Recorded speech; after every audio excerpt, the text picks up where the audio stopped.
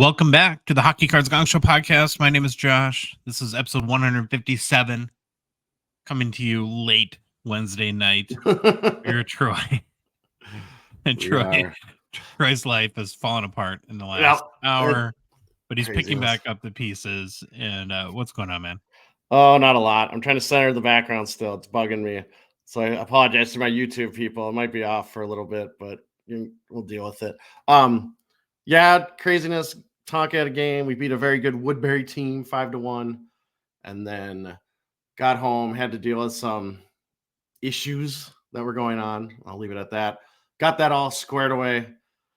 Trying to get online. Forgot headphones are downstairs. Things aren't where they're supposed to be. Got everything loaded up, and here we are. We're ready to go. Let's do this. All right, we got just a ton to get into. Packed show, I guess, as they like to say.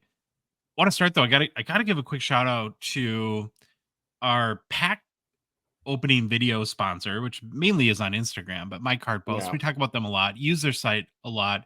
Have done tons of trades. Love the platform that they're building. And I don't know if you saw this, Troy, but a guy that I guess uses MCP as well. I think his name is Clever Cuban Cards. Okay, wrote it down. He's not a hockey guy, but he had posted a TikTok that Mark from My Card Post had sent me, where I think he set the record for the largest trade, a 727 card trade. Wow! Whoa! On My Card, he traded one card. I think it was like a Giannis. Remember, like the Monopoly Prism set that was like a big deal a year or so ago. Yes. He traded like a gold Giannis PSA 10 for 727 cards, which is I think the largest trade ever on My Card Post. And to me, a really cool example of the flexibility that platform has. You can literally make any kind of deal you want on it. So the first thing, of course, that crosses my mind is how much does it cost to ship 727 cards? Other than a lot. I mean, that's got to be like at least $50, right? Yeah, I was trying to think. So, think about it. You can get 5,000 count box. I mean, they're not that big. They probably weigh a lot, but I mean, 700. The weight. Yeah. I'm sure one of our listeners knows. I'm sure someone's shipped that many cards. It's kind of crazy to me. Now, I do not follow basketball. I do not watch any basketball. I don't know anything about it. I know Giannis was a big deal. Oh, no, Giannis is a big deal. I was thinking Zion Williamson. Can you say his last name? Oh, no, I can't say his name. Giannis Antetokounmpo. That's about close as I get. Might as well be French. Yeah, might as well be French. Yeah, so again, congrats to My Card Post. That's really kind of cool. I think that the video got like 40,000 or 30,000 views or something like that. That's awesome. And we do have a promo code in case you want to try My Card Post. Gongshow 30, GONGSHOW 30. You can save 30% off your first 3 months. So if you went with like their basic plan, it's like $6 a month. Definitely worth trying. Yeah, and the 30 is a 30. It's all one word. Gongshow 30. You're right. Gongshow 30. Thank you. Last thing before we get started is a reminder, the Hockey Cards Gongshow podcast is a Patreon podcast. That means we rely on support from listeners like yourself to help us cover our show expenses, produce more and hopefully better hockey card content, and fun initiatives, even in a small way to grow the hockey hobby. It's very easy to support us. You can do it through Patreon. We have a support level tier. It's our out of $199, be the first 200 supporters of our show. It's $5 a month and super easy to do. You can go to our website, hockeycardsgongshow.com, click on the Become a Patron link. You go to Patreon's website, patreon.com, and search for Hockey Cards Gong Show. There's a link in the show description if you're listening to us on a podcast app or if you're watching us on YouTube. And then finally, in our Instagram, TikTok profiles. You also get access to our Discord server. We have a lot of awesome community and really daily conversation there. And we're just very grateful to anyone who's considering supporting us. That being said, we do have one new supporter and one who's already in Discord. Mick has joined our out of 199 support level tier. Thank you, Mick. Very much appreciate your support and welcome to the crew. You ready with the game plan, Troy? I think I'm ready. On today's show, we begin with the almost greatest player to wear number 57. Then it's off to a discussion around what is a true rookie card and does it matter? Good topic there. I think this one was a long time coming. I feel like we should, this one's probably we could have tackled a long time ago, but some recent things kind of led us to take a look at this one. Then we take a look at some hobby news, followed by another segment of Hobby Deep Dive. Next, it's new product releases. We then look at some of our favorite hockey cards in the PWCC Weekly Auction. And we end the show with personal pickups where, Josh, just a hint, I have ended our long national nightmare, and I have some personal pickups of hockey cards that weren't sent to me by a listener. Welcome back to the hobby, Troy. It's great to have you back. Maybe it's been a while. All right, Josh. Previously, we looked at the greatest NHL player that wore the number that matched our episode number. We ran through all the numbers, so now we are looking at the almost greatest NHL player to wear each number from the runners-up in the Hockey Writers' Greatest NHL Player to Wear Each Number article. The almost greatest NHL player to wear number 57 for the nominees in the Hockey Writers' Greatest NHL Player to Wear Each Number article, and selected by me. So this guy, Josh, Tyler Myers. Hopefully people have heard of him. I'll get to it. He's still playing. So we get a current guy. I can't remember. I don't even know who the last one was. Never mind. I forgot to. Yeah, I forgot. The other runner-up, Josh, at number 57 was Tommy Wengels. I didn't know who that was. I love the name though. I love the name. Hi, I'm Tommy Wengels. You love names? Wait till we get to nicknames for our boy. Oh, great. Myers. There's some great stuff. Well, his helmet looks too big in this photo where we'll get to the big. We got you're right on the ball with what you're thinking about. Okay. As a reminder, the greatest tour number 57 was David Perron. Okay, Josh, Tyler Myers, defenseman. Guess what? Born in the good old USA, Houston, Texas. Hockey hotbed, but decided enough of this stuff, moved to Calgary, Alberta when he was 10 years old to further his hockey career, I'm guessing. Myers was selected 12th overall in the 2008 NHL entry draft by the Buffalo Sabres. Myers has played in 967 regular season NHL games over a current 15-season NHL career. Meyer played his first 5 seasons with the Sabres. He then played 5 seasons with the Jets. He is currently in his 5th season with the Vancouver Canucks. So he's got to switch teams next year? I guess. You only can go 5 seasons and you got to move on. It's kind of, he's like really northern territory. Vancouver, Winnipeg, Buffalo.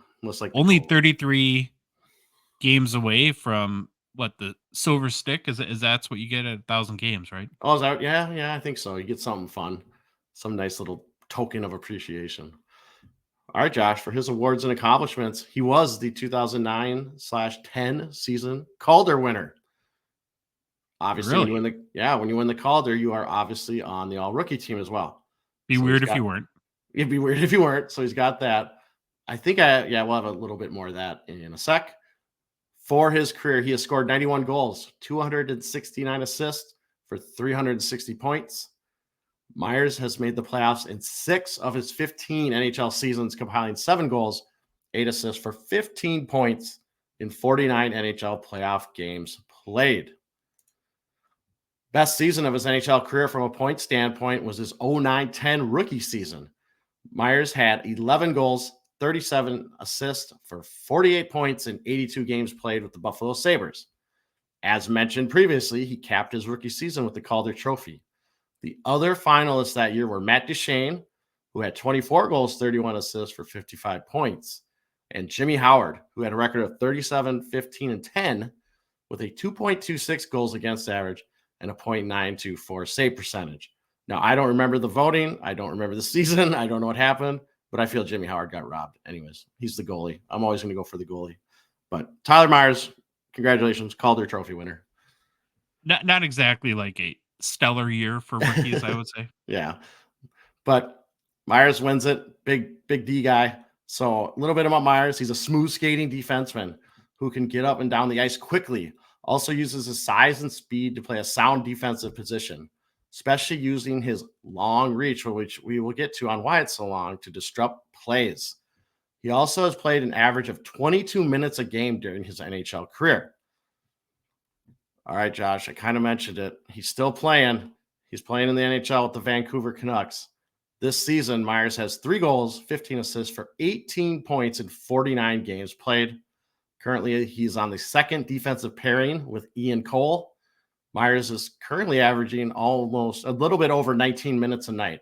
So he's I think 34, 35 years old, somewhere in there. Still getting a good amount of playing time, 20 almost or 19 minutes a night. So it's good to see. Still being successful. Second D pair in Vancouver. Really good defenseman.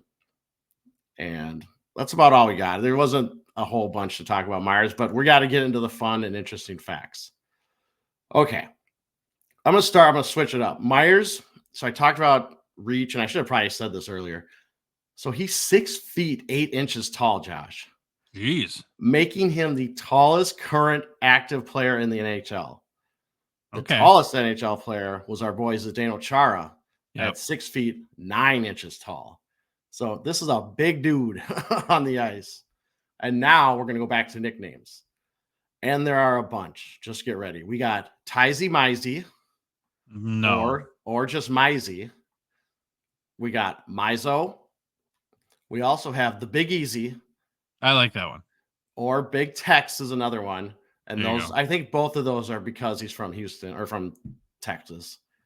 Now, my favorite one, and this might be my favorite ever, is the Chaos Giraffe, Josh. What? Chaos Giraffe. And if you're looking on YouTube, I found a picture that someone made of the Chaos Giraffe.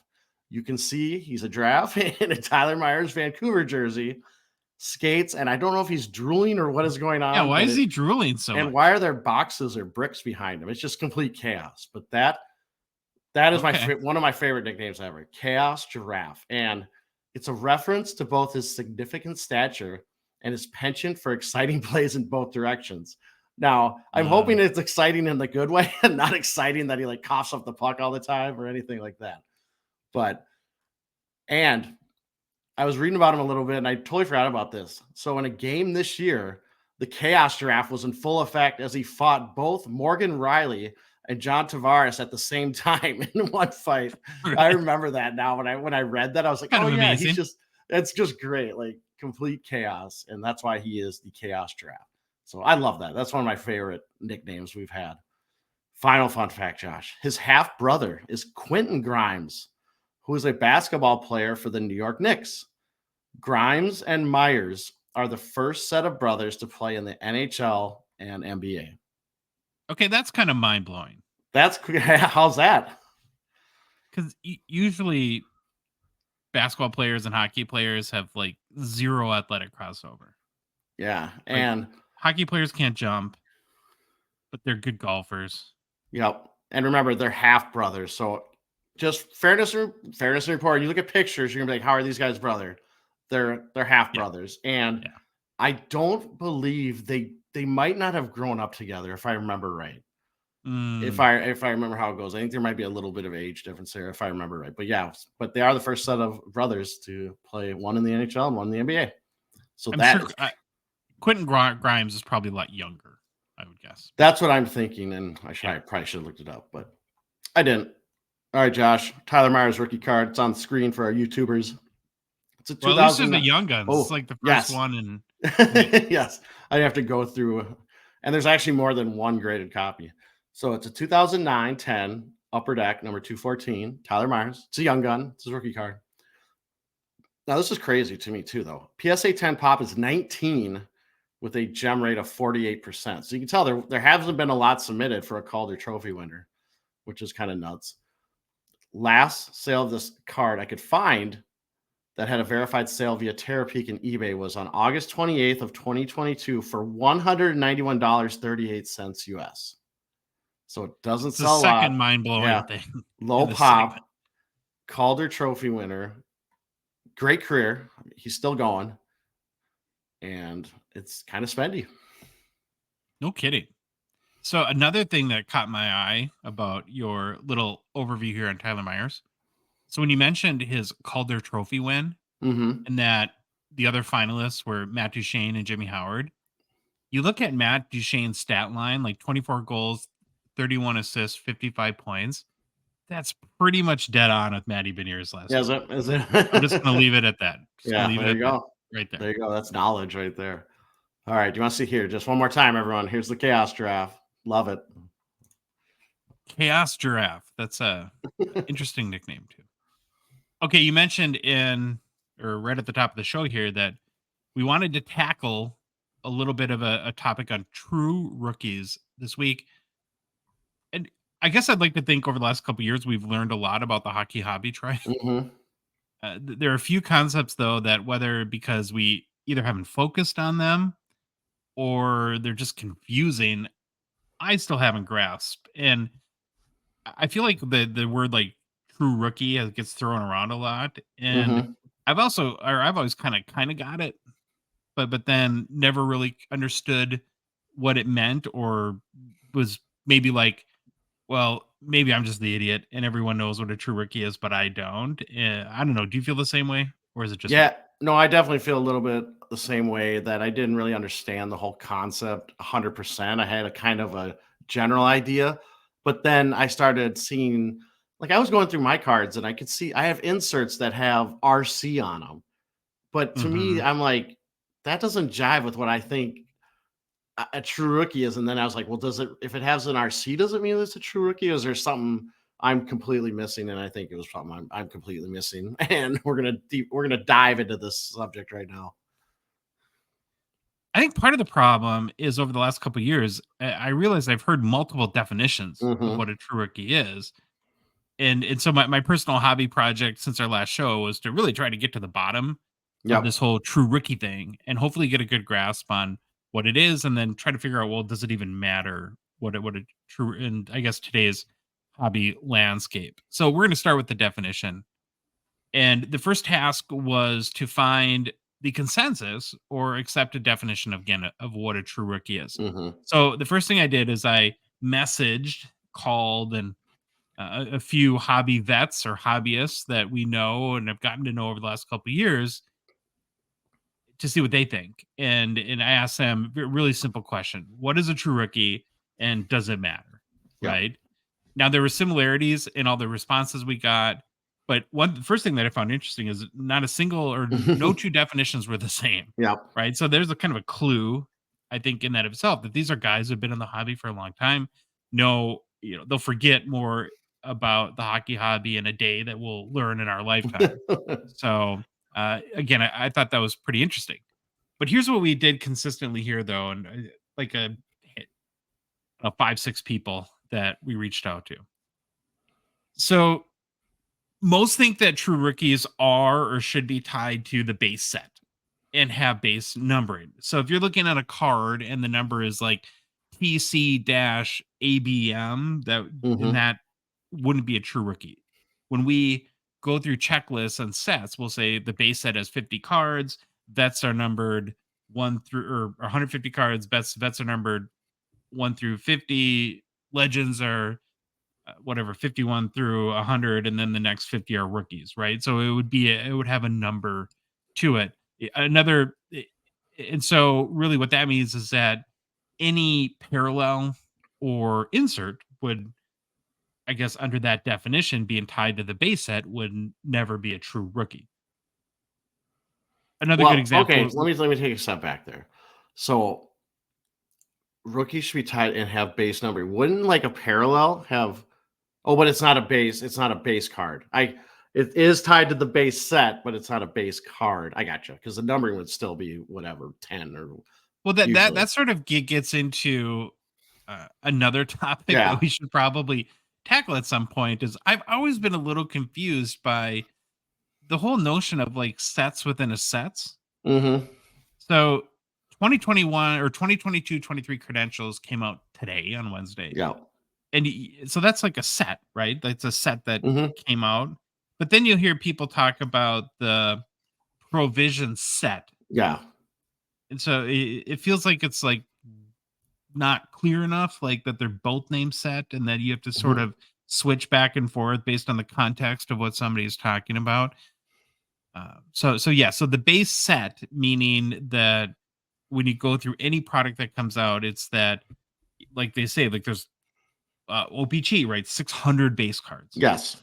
So the true rookie would have to be within that 600, and if it's a card that's an insert or a parallel that falls Yeah. outside of that, then that wouldn't Gotcha. be considered. So another great example would be like from Series One, the Connor Bedard NHL Draft short print. where you can just look at the number itself as SP-1. Mm-hmm. Again, not part of the base set, where the young guns, the rookies in that set, are 201 through 250. So the true rookie would have to be one of those cards. Also heard from most people that parallels shouldn't be counted as true rookies either. I should have read one more sentence or one more note, and I would have got it. And then one person said, well, we actually got multiple opinions on print run. Yeah. Where said that the minimum print run should be 99. So anything less than out of 99 wouldn't be a true rookie. Heard from another longtime hobbyist that thought, well, it could have as little print run as 1 too. So there wasn't a consensus around there. One of those people, or one of the people I did reach out to, is Jeremy Lee. You ever hear of him, Troy? Jeremy Lee? I have. He's been good. Super helpful, knowledgeable. Yeah. That's good.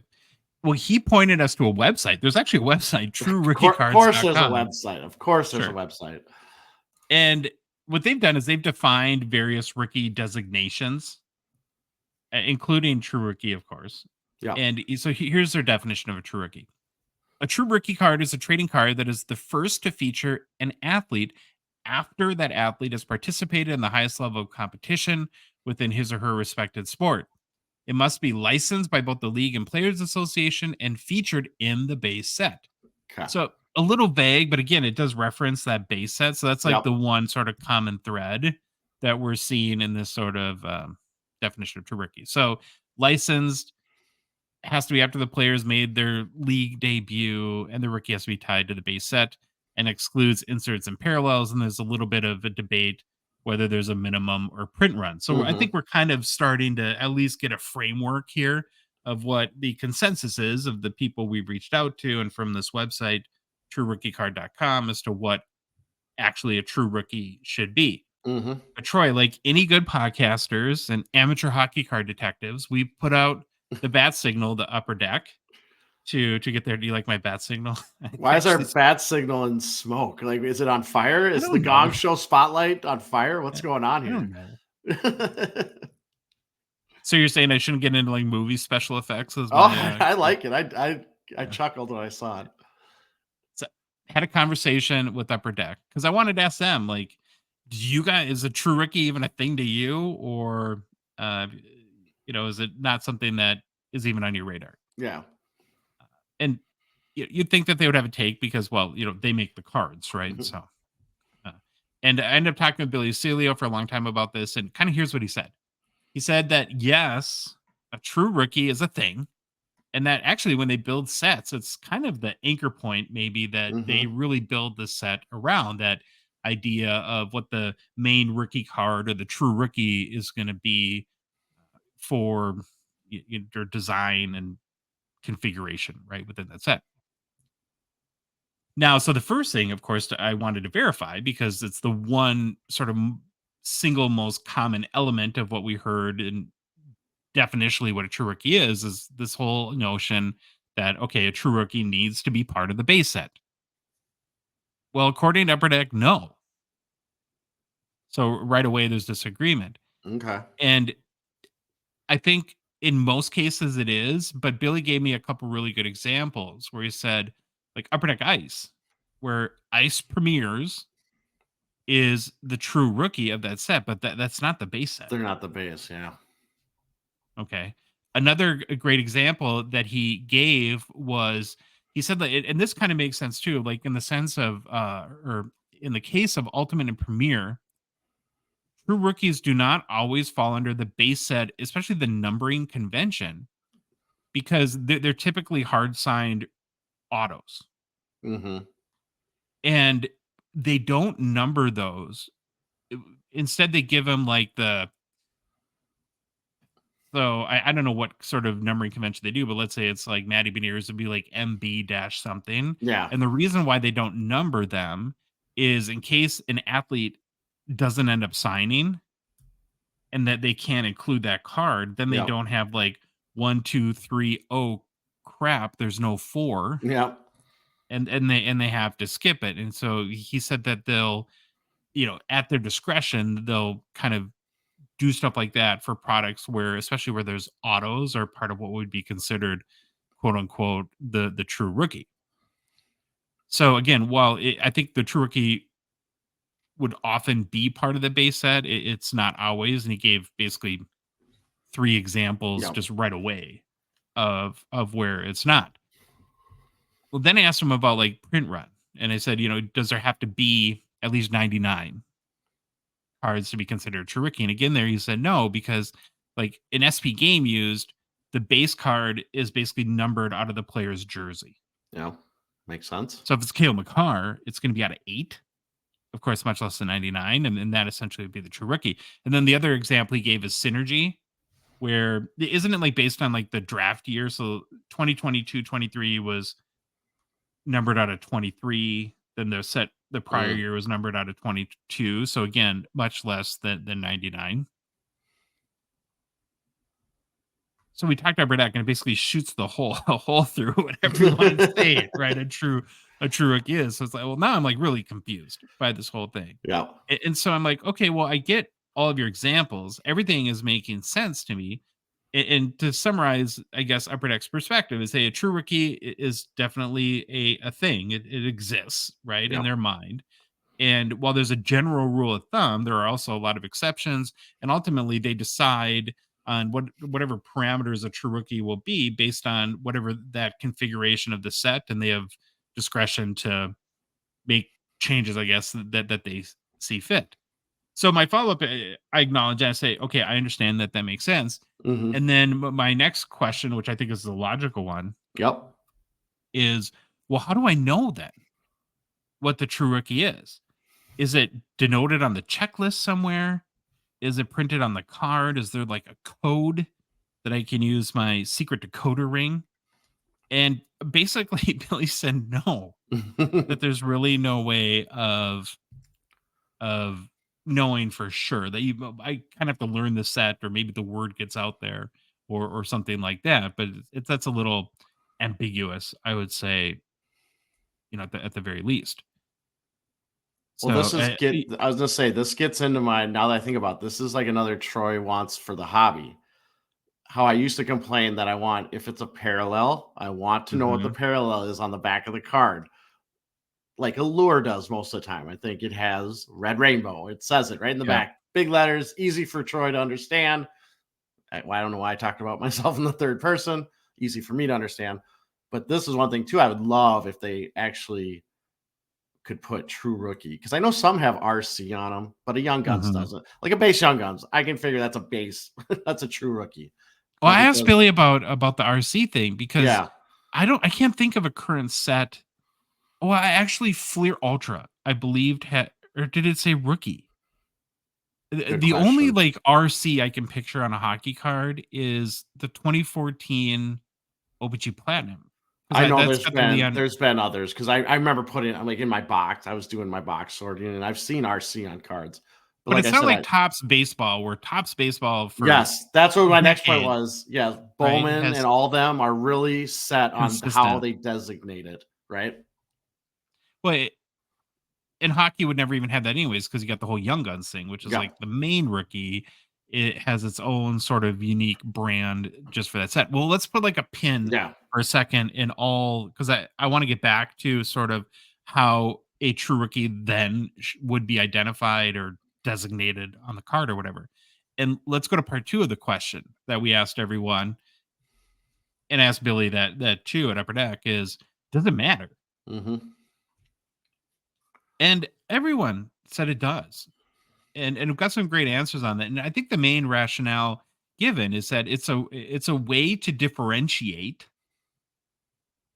between the growing number of cards that are being produced for each player, and for collectors to narrow their focus on the best of the best cards or representations of the rookie card from each set. And I think I totally agree with that. We just did a whole episode Hmm. on what do you call, like the junk variety area, right? And so this is potentially a way to uh, create that focus, right? Or to narrow down where, uh, so Upper Deck produces 25 sets in a year, roughly, right?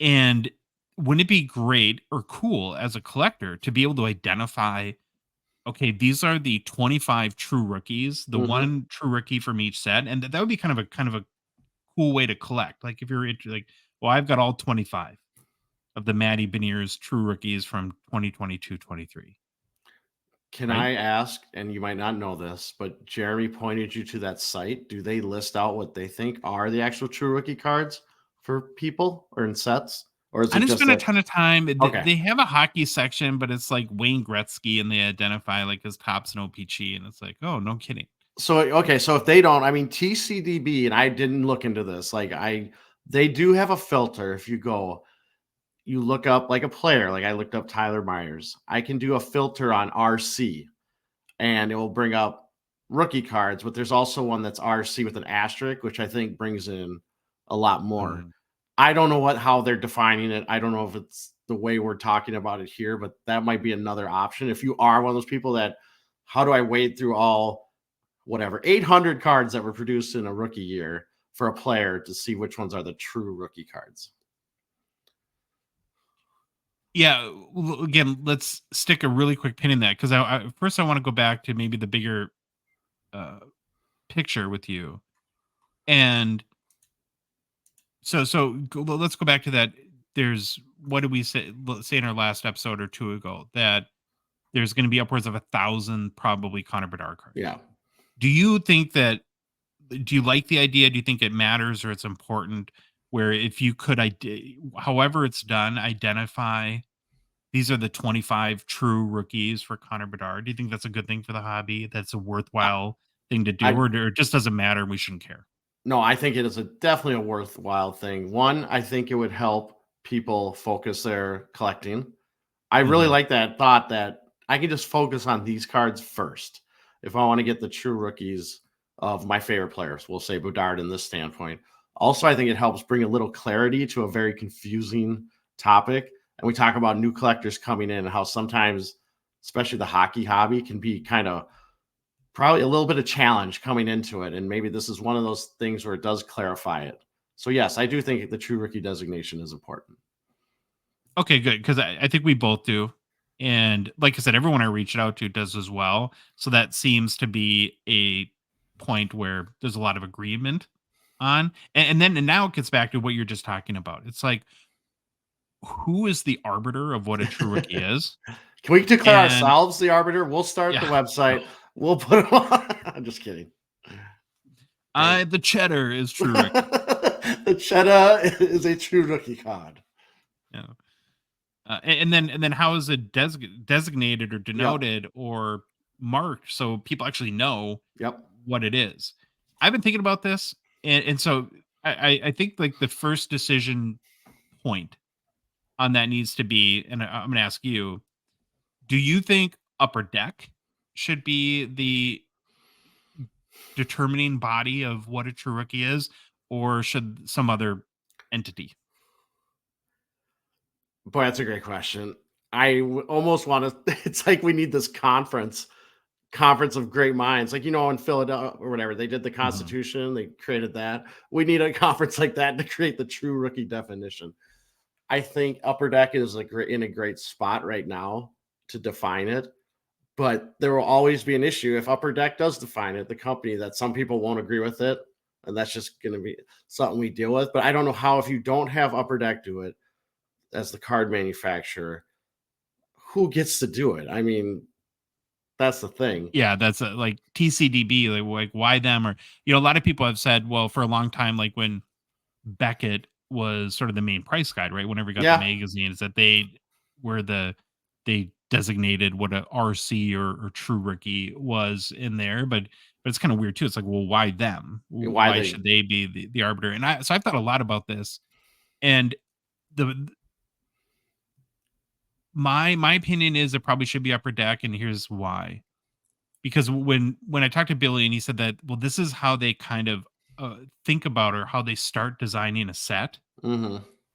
That makes sense to me, right? It's like, well, if you're going to design the entire set around sort of this rookie card, then you should be the people that are saying or declaring that, okay, this is the true rookie. So in that case, well, my hope that they would start doing is because I thought about this too. It's like I think ideally I'd love for either some sort of like designation on the front or back of the card that helped you identify in each case. Okay, Or even the this is checklist. Even the checklist. yeah, Have a that's what I have was gonna say. yeah. Start with the checklist and put RC in the checklist or TR or whatever that they want to come up with. And so that people know, okay, O-Pee-Chee is coming out on February 7th. This is the true rookie for Connor Bedard.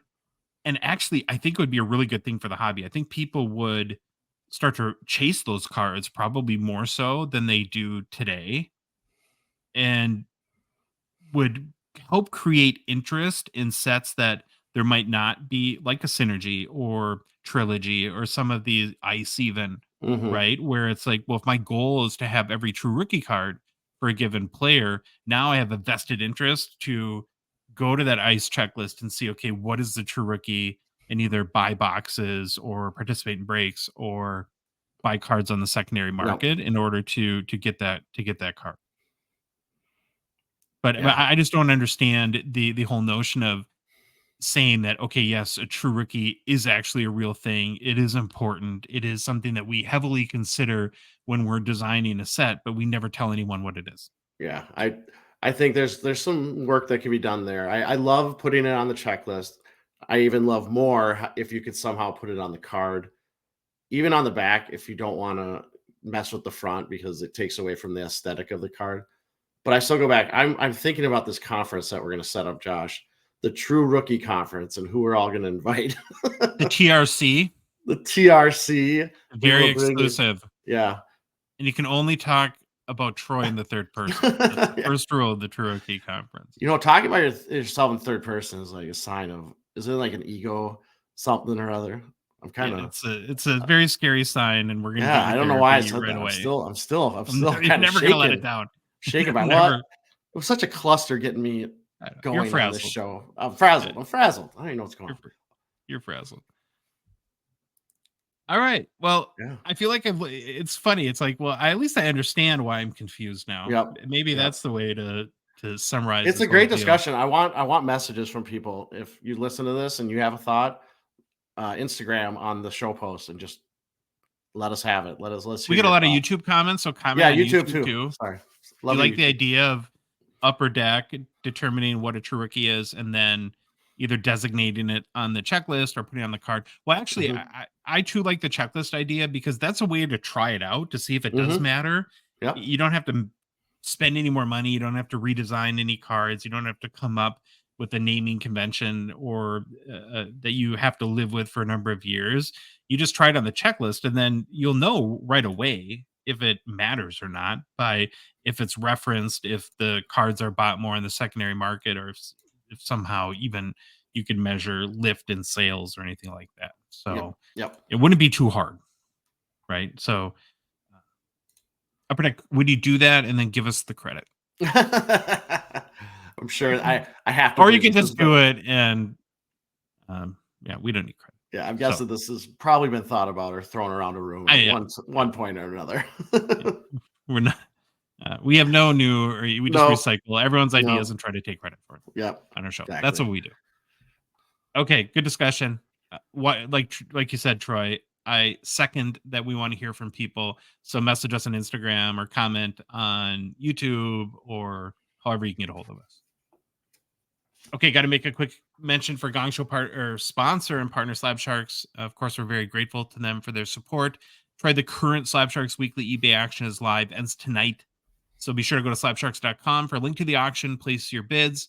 And if you do miss the auction, well, that stinks. But hey, don't worry about it because when one auction ends, the next one begins. There's always great opportunity to bid on amazing hockey cards via Slab Sharks.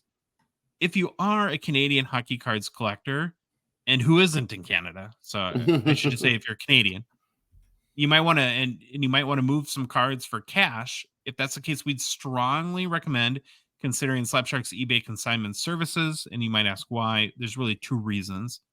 Number one, they do all the work. They make it very easy to sell your cards. You just send them your cards, then they do it all from photos, listings, answering buyer questions, hunting down payment, shipping to winners in US and Canada, and handling any post sale issues. Plus, Their weekly eBay auctions are huge already, and they're getting bigger almost every week, where, they'll get a lot of hobby eyeballs on your cards, basically.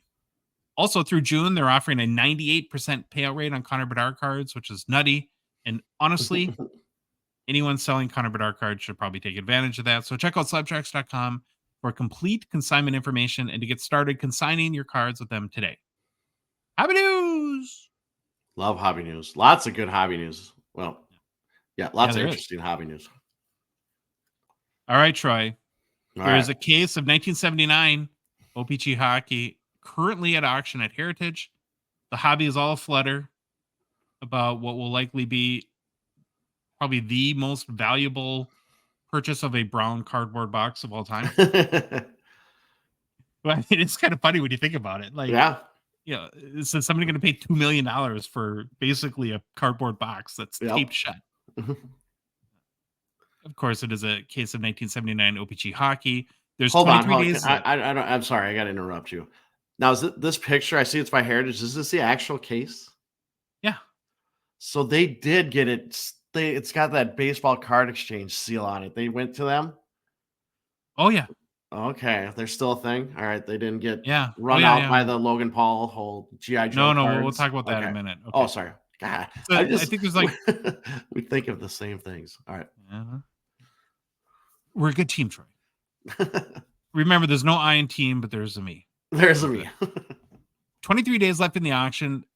When I checked yesterday, the bid was at $1.590 million. Wow. US dollars with buyer's premium, chump change. Yep.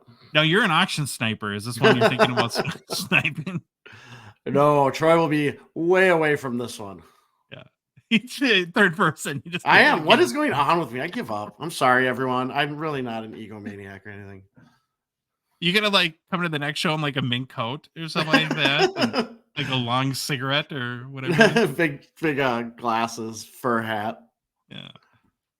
All right. The case contains 16 sealed boxes, each containing 48 packs. Right. This is the only known sealed case of 1979-80 O-Pee-Chee.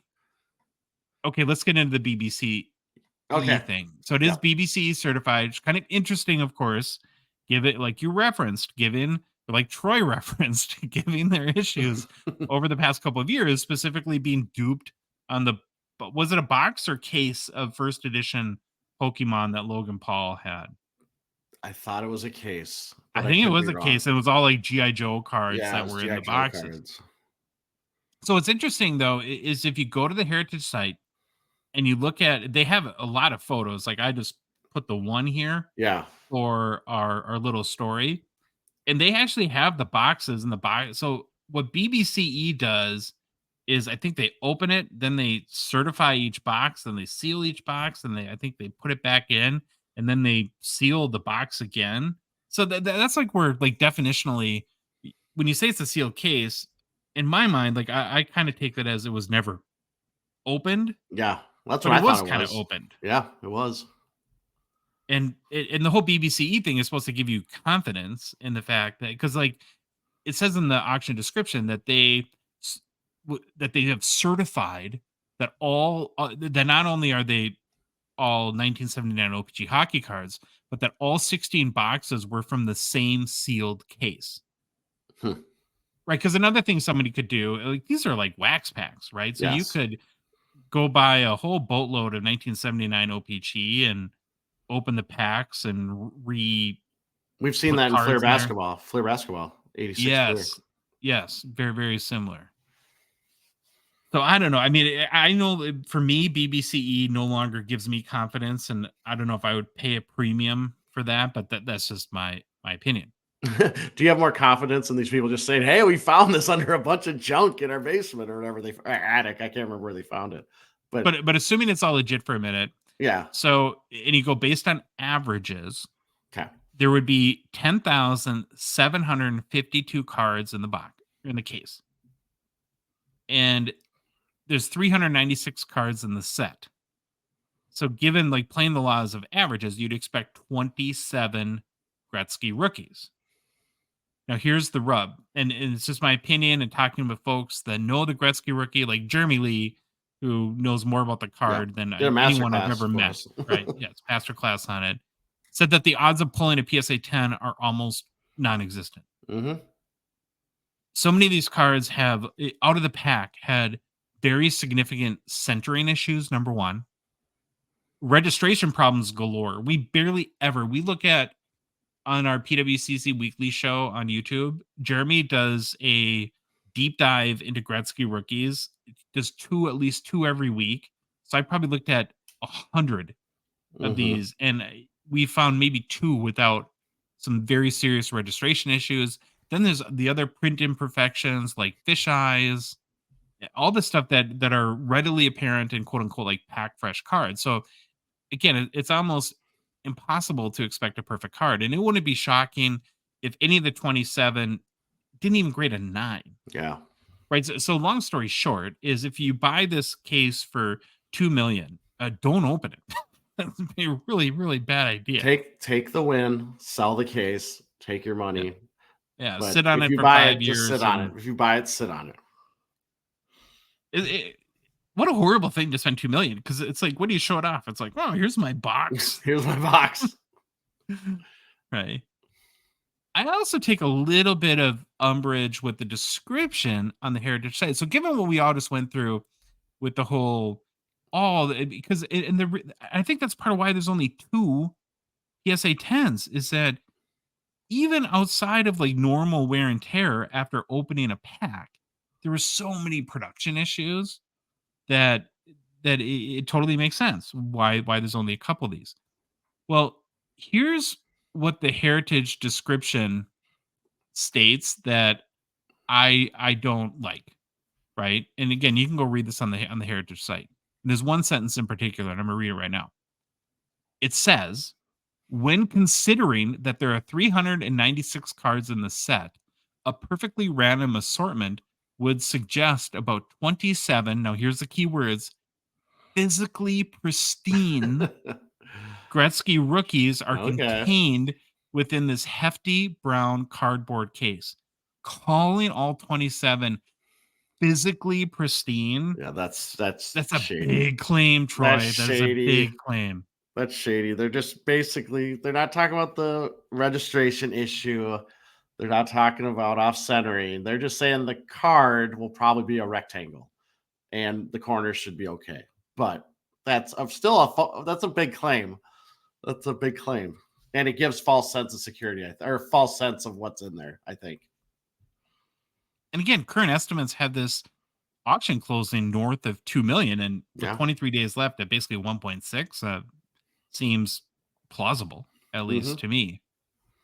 And so again, it all goes down to the justification for that 2 million price is basically the 3.75 million paid for one of the 2 1979 Gretzky O-Pee-Chee PSA 10s. But here's the other thing where this gets all kind of weird, right? Let's just say that somebody buys this case for 2 million and opens it, which again, bad idea, but okay. Mhm. And there's one, or even in like the craziest case possible, there's 2 Gretzky PSA 10s. Well, if the last sale, which was kind of pandemic-y anyways, was for 3.75 million at a pop 2, if the pop is 3 or 4, it's not worth 3.75 million Nope. anymore, I right? think it goes down, right? It goes down. So that's another reason never to open this, because even if you do get like the most lucky thing ever and get it, you're killing the value by adding to the pop count. So you basically have to have a $2 million cardboard box. So Josh, when you win this and open all the cards, and we'll just see how you do, and we'll see how much you get for your 2 PSA 10 Gretzky's that are going to be in there for you. We'll do our pack opening videos. And we'd probably drop it. We'd probably drop the card or something and ding it. What would the ROI be after the first pack? Oh, just nothing. The bank coming to foreclose on your house, basically. So yeah, so I think that's kind of the interesting part of this. Here's the cool part of this whole thing is I looked the other day and I didn't go on and on and on. I just looked at like basically the card ladder entire database sorted by price Mm-hmm. and went through every card that sold for $1 million or more, and there wasn't a single wax piece in there. So Hmm. already, Troy, this is going to be the most expensive or highest wax sale ever of any sport of any kind, which is pretty awesome that it's going to be hockey cards. That's pretty crazy. I'm actually doing the same thing you just did. I'm loving looking at all these $1 million cards. It's crazy how many cards have sold for more than $1 million, especially coming It's from the hockey hobby where we've had 2 sales yeah, ever. But yeah, there's lots of like Tom Brady's and Mickey Mickey Mantle's, of course. Mantles. Yep. So, any other thoughts on the case of 1979 O-Pee-Chee hockey, American? When you said this, and I can't find it. When does it close? The auction? 23 days. So, what Okay. is that, the 23rd of or 24th of February, something like I that? wanted. We got to check back in. We'll figure out. We'll see what the price went for, Hmm. and we'll be sad because it wasn't us. Troy will check in. Yeah, I'll check. I'll check in and see. I wish I could find a case of this stuff laying around. Yeah. Yeah. What, Regina? I think that's where it was found. Is that where it was? Yeah. Yeah. Well, I expect to see like a news story, a news article Mm-hmm. about it, because that it'd be quite the find in your Yes. basement. That's for sure. I want to move on. Adam Fantilli, Troy. Yep. We're now down to at least 3 of the 4 top rookies have suffered a injury this season. It Yep. doesn't look like his will be like super serious, but kind of an interesting tie-in with a news story from USA Hockey in that his leg was cut from a skate blade during Sunday night's 4-2 loss to the Seattle Kraken. He got tangled up with the Kraken's Jared McCann along the boards, and I think McCann's skate kind of got up and it looks like maybe cut Fantilli's ankle. He went like right away, grabbed it, headed Yep. to the locker room. It was really kind of interesting because I don't think it was known for maybe even a day what happened. Everyone was trying to figure out because when you look at the replay, it's not super obvious he got cut, but it doesn't look like he really got hurt either. And so I think there's a lot of confusion around that, but it stinks, right? Fantilli, of course, number 3 overall pick in the 2021 NHL entry draft. Currently, he's 4th in rookie scoring with 12 goals, 15 assists for 27 points. The timing, though, was kind of good for this to happen, I guess, because we talked about this last night when we were just, I guess, BSing about some stuff. Yeah. But and my mind was like, it like froze when I saw this because I couldn't understand for like 5 minutes. But I'm reading that the Blue Jackets are off until February 10th, and I'm like, what? two weeks? They're off. Yeah, I guess that's what you were saying is like that's part of the collective bargaining agreement with the All-Star break. So he basically got injured at a point where he missed Tuesday night's game, and then they have such a long layover that the thought is he should be okay for when they come back from the All-Star break. But Troy, another skate blade issue. Is it just me, or is this just happening more and more? I think I don't know if it's happening more and more. I don't know if we're hearing about it more and more, but I will say this. If anyone listening has kids playing youth hockey, they're kind of worried about this. You actually can have they make undershirts and under like tight pants. I don't know what you want to call them, athletic pants that are actually cut resistant for this stuff. I've always recommended it to goalies to wear cut proof like socks that at least come up, Yep. and for the leggings, because I've been on the ice and I've seen goalies come out on with shorts on, and I've kicked them right off the ice because that's just a recipe for disaster. And they're like, "Oh, it's my leg." It's like you have some arteries that go through your legs, and if those get cut, you're in trouble. So yeah, it's interesting, just especially what happened over in the UK. Yeah, with Adam Johnson, and then Mm-hmm. coincidentally, about the same time, USA Hockey announced that Yep. they've mandated net guards by August 1st. So again, interesting timing in that regard. So now we've had, like you mentioned, 3 of the 4 top rookies miss some time this season with injuries. You got Bedard with a broken jaw. Leo Carlson had sprained his knee, but I think is back now. And then Fantilli, of course, with this cut, but it doesn't Yep. sound too serious. And then also remember too, Fantilli, of course, is not in Series 2 Young Guns. He'll be in extended series, which looks to be pretty loaded, probably some point this summer. Yeah, I'm curious. at any point does the NHL, are they going to start requiring net guards or whatever? Because the most famous net cut in the NHL was Clint Malarchuk. Don't go watch the video. It's unless you have a strong stomach, but that's like the major one that I remember. My understanding of the issue in the NHL is that they keep the arenas so warm to make them comfortable for the fans. Oh, That's kind of the big problem, is finding a way to protect the players while keeping their bodies reasonably cool. Yeah. Interesting. I want to move on. Next story that we wanted to mention is we're starting to get some info now. It's trickling out on the spring Toronto Sport Card Expo, which will be held April 24th through the 28th. Again, returning at the International Center in Mississauga, which is just outside of Toronto. We've said this many times on our show already. The Sport Card Expo is hockey card heaven. I think by law in Canada, you have to go. It's like required military service. You have to go to the Sport Card Expo. Yeah. But if you're American and you've never been, we'd both very strongly recommend that you plan a trip if you're able to. You'll never see anything like it here in the US as it relates to hockey cards. In both the quantity and quality of cards that you'll see is unlike anywhere else. So think of, like, if you're an American, like the best show you've ever been to regarding hockey, burn that show to the ground, multiply it by 4,327, and that's like half of what the Sport Card Expo is. It's just amazing. Not only are the cards great, but the people are pretty awesome too. And then the spring Troy will, I'm assuming, be nutty with 23-24 Series 2 will probably be out by then. So Bedard Mania will be in full effect. Troy and I will be there. I'll be there, and Troy and his third-person persona will be there too. Can't wait for that. There are a couple of additional details that were released, and really what's interesting to most people is the first 4 autograph signers were announced. There will be tons of autograph signers and some really, really big names, but the first 4 are out. So they announced that Curtis Joseph, Cujo. Now look at that helmet, Troy. Yeah, it's one of the best ever helmets. Then Dennis Hull will be signing. Like, is that really the card? Is that the card they used, or did you put that on there? No, that's the card they used. Oh, that's awesome. Love it. Bernie Nichols.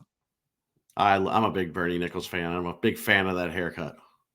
His eyes, though, it's like, what did they do to Bernie? It's like he was like on like a speed bender for a week or something.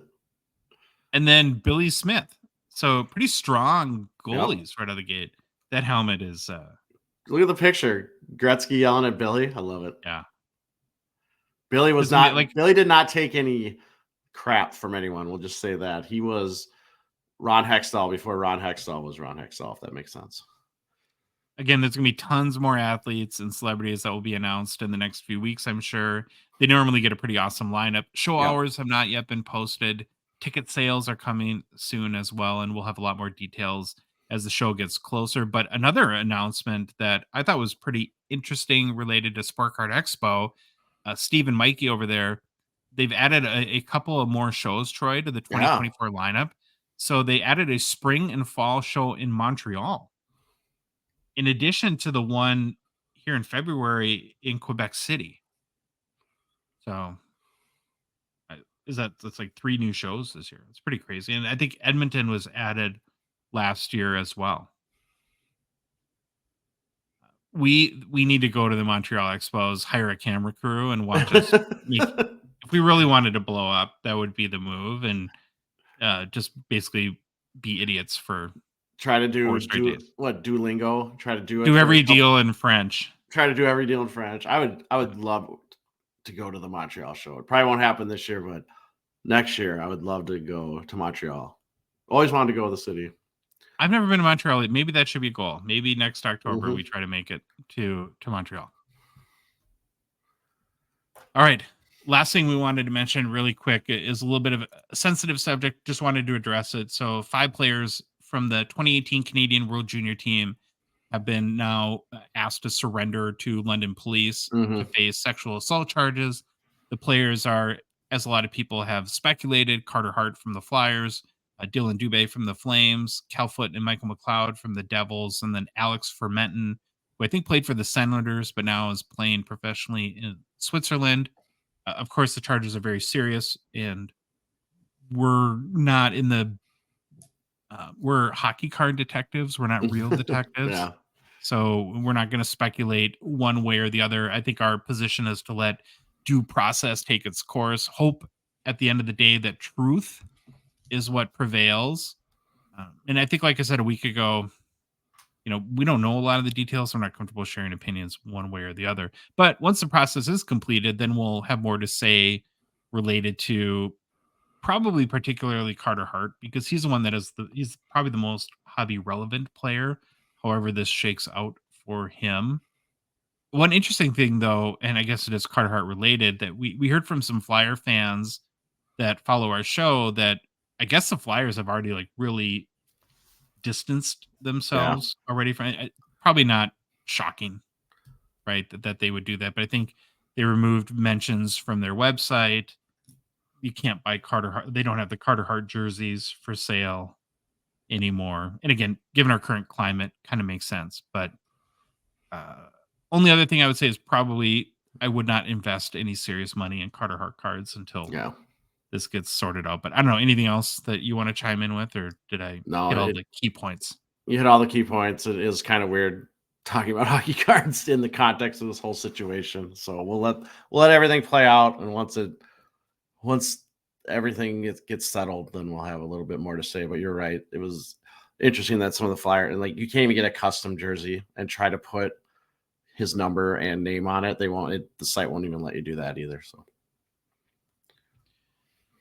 Okay, hobby deep dive. So we've gotten some good All right. response to our hobby deep dive segment. We thought we'd bring it back for another edition a day or so ago. Did another Instagram poll, put up 4 current NHL veterans. Wanted to let you guys choose the player that we were deep dive this week. Our list of 4 candidates that we presented in our poll were Pasta, David Pastrnak, Nikita Kucherov, Artemi Panarin, and Cale Makar. So we got the poll results here. Are you surprised by the fact that Makar kind of won in a landslide here with 39% of the vote? No. Knowing what we know about hobby love and who gets it, it's Makar out of all these guys. Your guy Kucherov, Troy, was at least second with 23% of the vote. Then Pasta, David Pastrnak, 21%. And then Artemi Panarin came in fourth at 17%. Yeah, Kucherov, I can see. It's absolutely amazing the season he's having. Oh, it's incredible. 85 points in 49 games. I don't know if that leads the NHL in points, but I think him and McKinnon are like neck and neck. McKinnon, yeah. Depending on the day, it sort of alternates between the two. And Nathan McKinnon was our hobby deep dive last week. And so with Cale Makar this week, it's back-to-back Colorado Avalanche players that the people have chosen. The people have spoken for hobby deep dive. So again, Cale Makar is this week's hobby deep dive. All right, Cale Douglas Makar. Cale Dougie is a defenseman for your Colorado Avalanche. He's 25 years old, born in 1998, when we were probably both in college, which is kind of mortifying to think about. Cale is a native of one of our most popular cities for our show. Let's make it all about us, of course. Calgary, Alberta, Canada.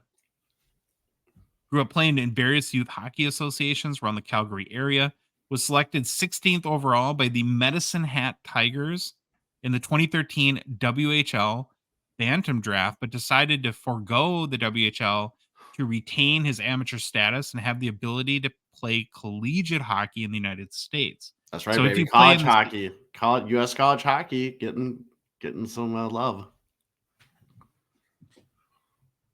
And I guess I hadn't. It makes sense. I hadn't maybe made that connection that if basically you play in the CHL, you're considered a professional. Yeah. I just heard the other day though that they're considering changing that to give players flexibility, like when they're 15 and 16 years old, to play in the CHL and then go to the US to play collegiate hockey, so that it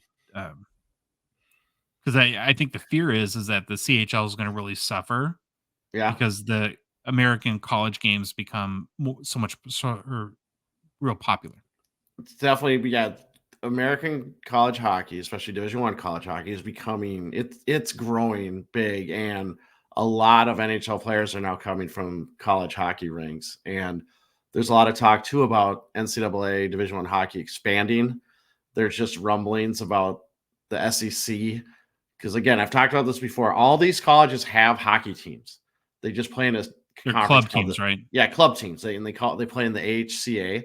Some of these teams get 5 to 8,000 fans a game, and they're just Jeez. wild party atmospheres. Now they got to balance when do you start diluting the product because you bring in too many teams and it's a whole bunch of stuff. And who knows if it'll ever happen, if they'll ever go that route. But it's interesting. And going back to the whole CHL pro thing, that I'm guessing because do they get paid in the CHL?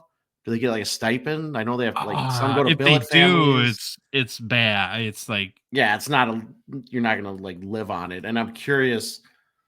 So the NCAA is kind of a disaster. It's it's if you read about all the lawsuits and then what they did with the NIL, and it would be interesting to see how that works if they allowed CHL players to keep their amateur status to come to college hockey. But then, yeah, I guess I mean you've had before where 25-year-olds, if you haven't used your eligibility, you can play college hockey if you wanted to in the NCAA. So it'll be interesting.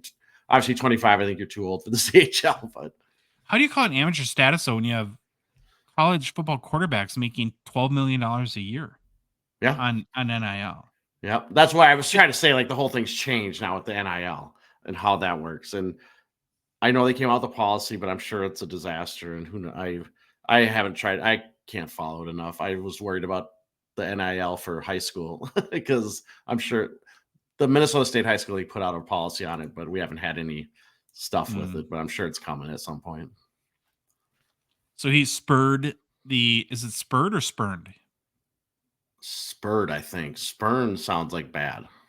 Yeah, okay. He spurred the WHL and instead played in Oh, wait. 2014-15 for the Calgary Flames midget AAA team, which is in the Alberta Midget Hockey League, producing 23 points in 34 games played. You got a comment on? Spurned means to reject or treat with scorn or contempt. Oh, I don't think he was mad about it, but There you go. okay. Then the following two seasons, Troy suited up for the Brooks Bandits There he for is. the Alberta Junior Hockey League. This picture is he's looking at the guy with the mustache, like he just like the guy said boobs, and he's like 9 and thinks it's like the funniest thing he's ever heard in his life. I mean, is that not the greatest picture ever? That's a great picture. Oh, this is worth watching this on YouTube just for that. So while he was with the Bandits, though, Troy, he had 55 points in 54 games in 2015 and 16, and then 75 points in 54 games in 2016-17. That season, he had 24 goals too. So while he was playing for the Bandits, I think a UMass assistant coach was recruiting in the Calgary area and convinced Makar to come for a campus visit where he later committed. The interesting thing about that is that, well, college hockey wasn't even a few years ago quite what it is today. But UMass is not a Yeah. hockey hotbed in the least. I think they won like 5 games the year before he came, and their coach got fired. So I don't think like when he was like super young that he was a crazy recruit or can like had Connor Bedard harp hype by any stretch of Hmm. that. And he was a little more of a late bloomer. But by the time that he was going to ready to start at or college, most people thought he was going to bail. That I think his stature in the game had elevated to the point where he had a lot more options. But he stuck with his commitment. Ended up going to I think he was even drafted before he got there as like the number 4 overall pick in the draft, which might have been the highest draft choice in UMass history. Kind of went through, helped them rebuild their program, and had a decent first season as a freshman, producing 21 points in 34 games. I think after his freshman season, the Avalanche had maybe preferred that he turn pro and either probably go to the AHL or maybe start, the option is either to start with the team or play in the AHL. I think he thought he needed another year in college. It was probably a good idea because he had an awesome sophomore season where he had 16 goals, 33 assists, 49 points, 41 games played, helped lead the UMass Minutemen to their first ever national championship game, was a plus 33 Troy and plus minus, which was second in the nation, was named Hockey East Player of the Year, first team all conference, was the first defenseman in 20 years to lead Hockey East in scoring, and then was named the, of course, 2019 recipient of the Hobie Baker Award, which was given to college's hockey's most outstanding player. So not a pretty good choice, right? If you're we're being pressured maybe to turn pro after freshman season, and then again he made the decision to go back for one more year of college. After, though, that sophomore season in April of 2019, Cale Makar signed a 3-year NHL entry-level contract with the Avalanche, made his NHL debut later that day during Game 3 of the Avalanche's Troy first-round series against his hometown Calgary Flames. Well, that's kind of incredible, huh? You grew up in Calgary. You make your NHL debut in the playoffs against your hometown team. You end up scoring a goal in the Avalanche's 6-2 victory over the Flames, and in that process became the first NHL defenseman to score a playoff goal in his NHL debut. Awesome. This kid has just lived a charmed life. With a lot of hard work, hopefully. A lot of hard work. And I'm not saying he hasn't earned it, but a lot of really, really great players never sniff a trophy or anything like that. And he just he trips and he gets a trophy for something. So Makar then would start the next season, 2019-20, with the Avalanche, produced 12 goals, 38 assists for 50 points in 57 games played, which was good enough to win the Calder Memorial Trophy. So let's give him another trophy. Yep, another trophy. The next season was the 2020-21. It was a shortened season due to COVID. That year, Makar finished second in the Norris voting. So somebody screwed up and failed to give him another trophy. I don't know how he dealt with it. He went a whole year without winning a major award. But he sure made up for it, though, Troy, because 2021-22 really became the year of Makar. Prior to the season, he signed a 6-year, $54 million contract extension, so he became filthy rich. Then he followed that up by scoring 28 goals, adding 58 assists for 86 points in 77 games played, won the Norris Trophy as the NHL's top defenseman, finished 8th in voting for the Hart Memorial Trophy, then won the Stanley Cup, of course, as the Avalanche defeated Tampa Bay, and won the Conn Smythe Trophy as well. So in the span of a few years, he wins the Hobie Baker, the Calder, the Norris, the Stanley Cup, and the Conn Smythe. Congrats, Cale Makar. Yeah, you've won everything. Fast forwarding to today, Makar is currently in his fifth NHL season. He has 12 goals, 46 assists for 58 points in 44 games played. Could very well win his second Norris Trophy this year. It's kind of him and it seems like Quinn Hughes are neck and neck there. Brock Faber. Oh, Brock Faber. I'm just going to throw it in there. No. Love that. In his career now, Troy, he's played in 282 games. He scored 77 goals, added 227 assists for 304 points. So it's an average of 0.27 goals per game and 1.08 points per game. He currently sits third all-time in points per game by an NHL defenseman. Bobby Orr averaged an insane 1.39 points per game. Paul Coffey averaged 1.09 points per game. So he's 1/100th of a point per game ahead of Cale Makar. So basically they're neck and neck for second all time. Now, also, I think Makar's 0.27 goals per game, he only has 77 goals. If he maintains that average, because I think there's when they look at all time. There's like a minimum of 100 goals. So he Mhm. hasn't met that minimum threshold yet, but it would be like third or fourth all time as well, as far as goals per game by an NHL defenseman. Adding everything together, Troy, I think, of course, it's very safe to say he has the makings to be an all-time great at the defensive position. Any arguments there? No arguments from me. Mhm. Now let's look at the hobby market a little bit. Well, he's All right. already a hobby star. That I think is definite. He's kind of at the very top of that second tier. Yep. He's not quite yet Connor McDavid or Austin Matthews, but he might be the next guy down, right?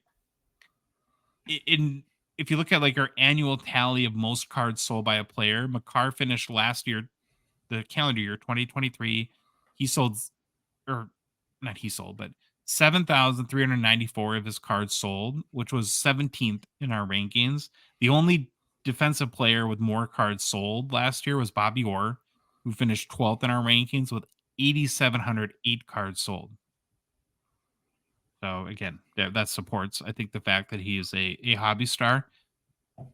Makar's a 2019 Young Guns. His PSA 10 has a pop of 2,438, 64% gem rate. Last sold for 465 US on January 11th. Down about 1% in the past month. Down about 27% in the past year. All-time high trade was 1,023 US dollars in June 2022, basically right after the Yeah. Avs won the Stanley Cup, so kind of makes sense there. Also found the top 5 highest selling Cale Makar cards of all time. So we'll do a little quick countdown here. Number 5 highest selling card is a 2019-20 The Cup RPA at a 99, PSA 9 that sold for 13,600 US dollars in June of 2022. Again, right after they won the Cup. So it makes a lot of sense. We'll see a lot of records from that time frame. What's interesting though, and unlike a lot of other players, is there's no other Cup RPAs in the top 5. Is this a true rookie? I think well, it's card number 62, right? I don't know. We have to call Upper Deck.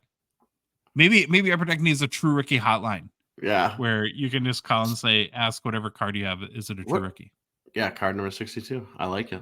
I almost think we have to like start doing this now every time we bring up a rookie card. And remember, Now the next one, Troy, gets very spicy and interesting. Number 4 is 2019-20 UD Clear Cut. Here you go. UD Canvas Signatures Red Ink Auto out of 8, PSA 10 Auto 10, sold for 14,500 US dollars in April 2022. Is this a true rookie? I would say no. I mean, it's like none of the criteria we've talked about. Yep. 14,500 bucks. A lot of money.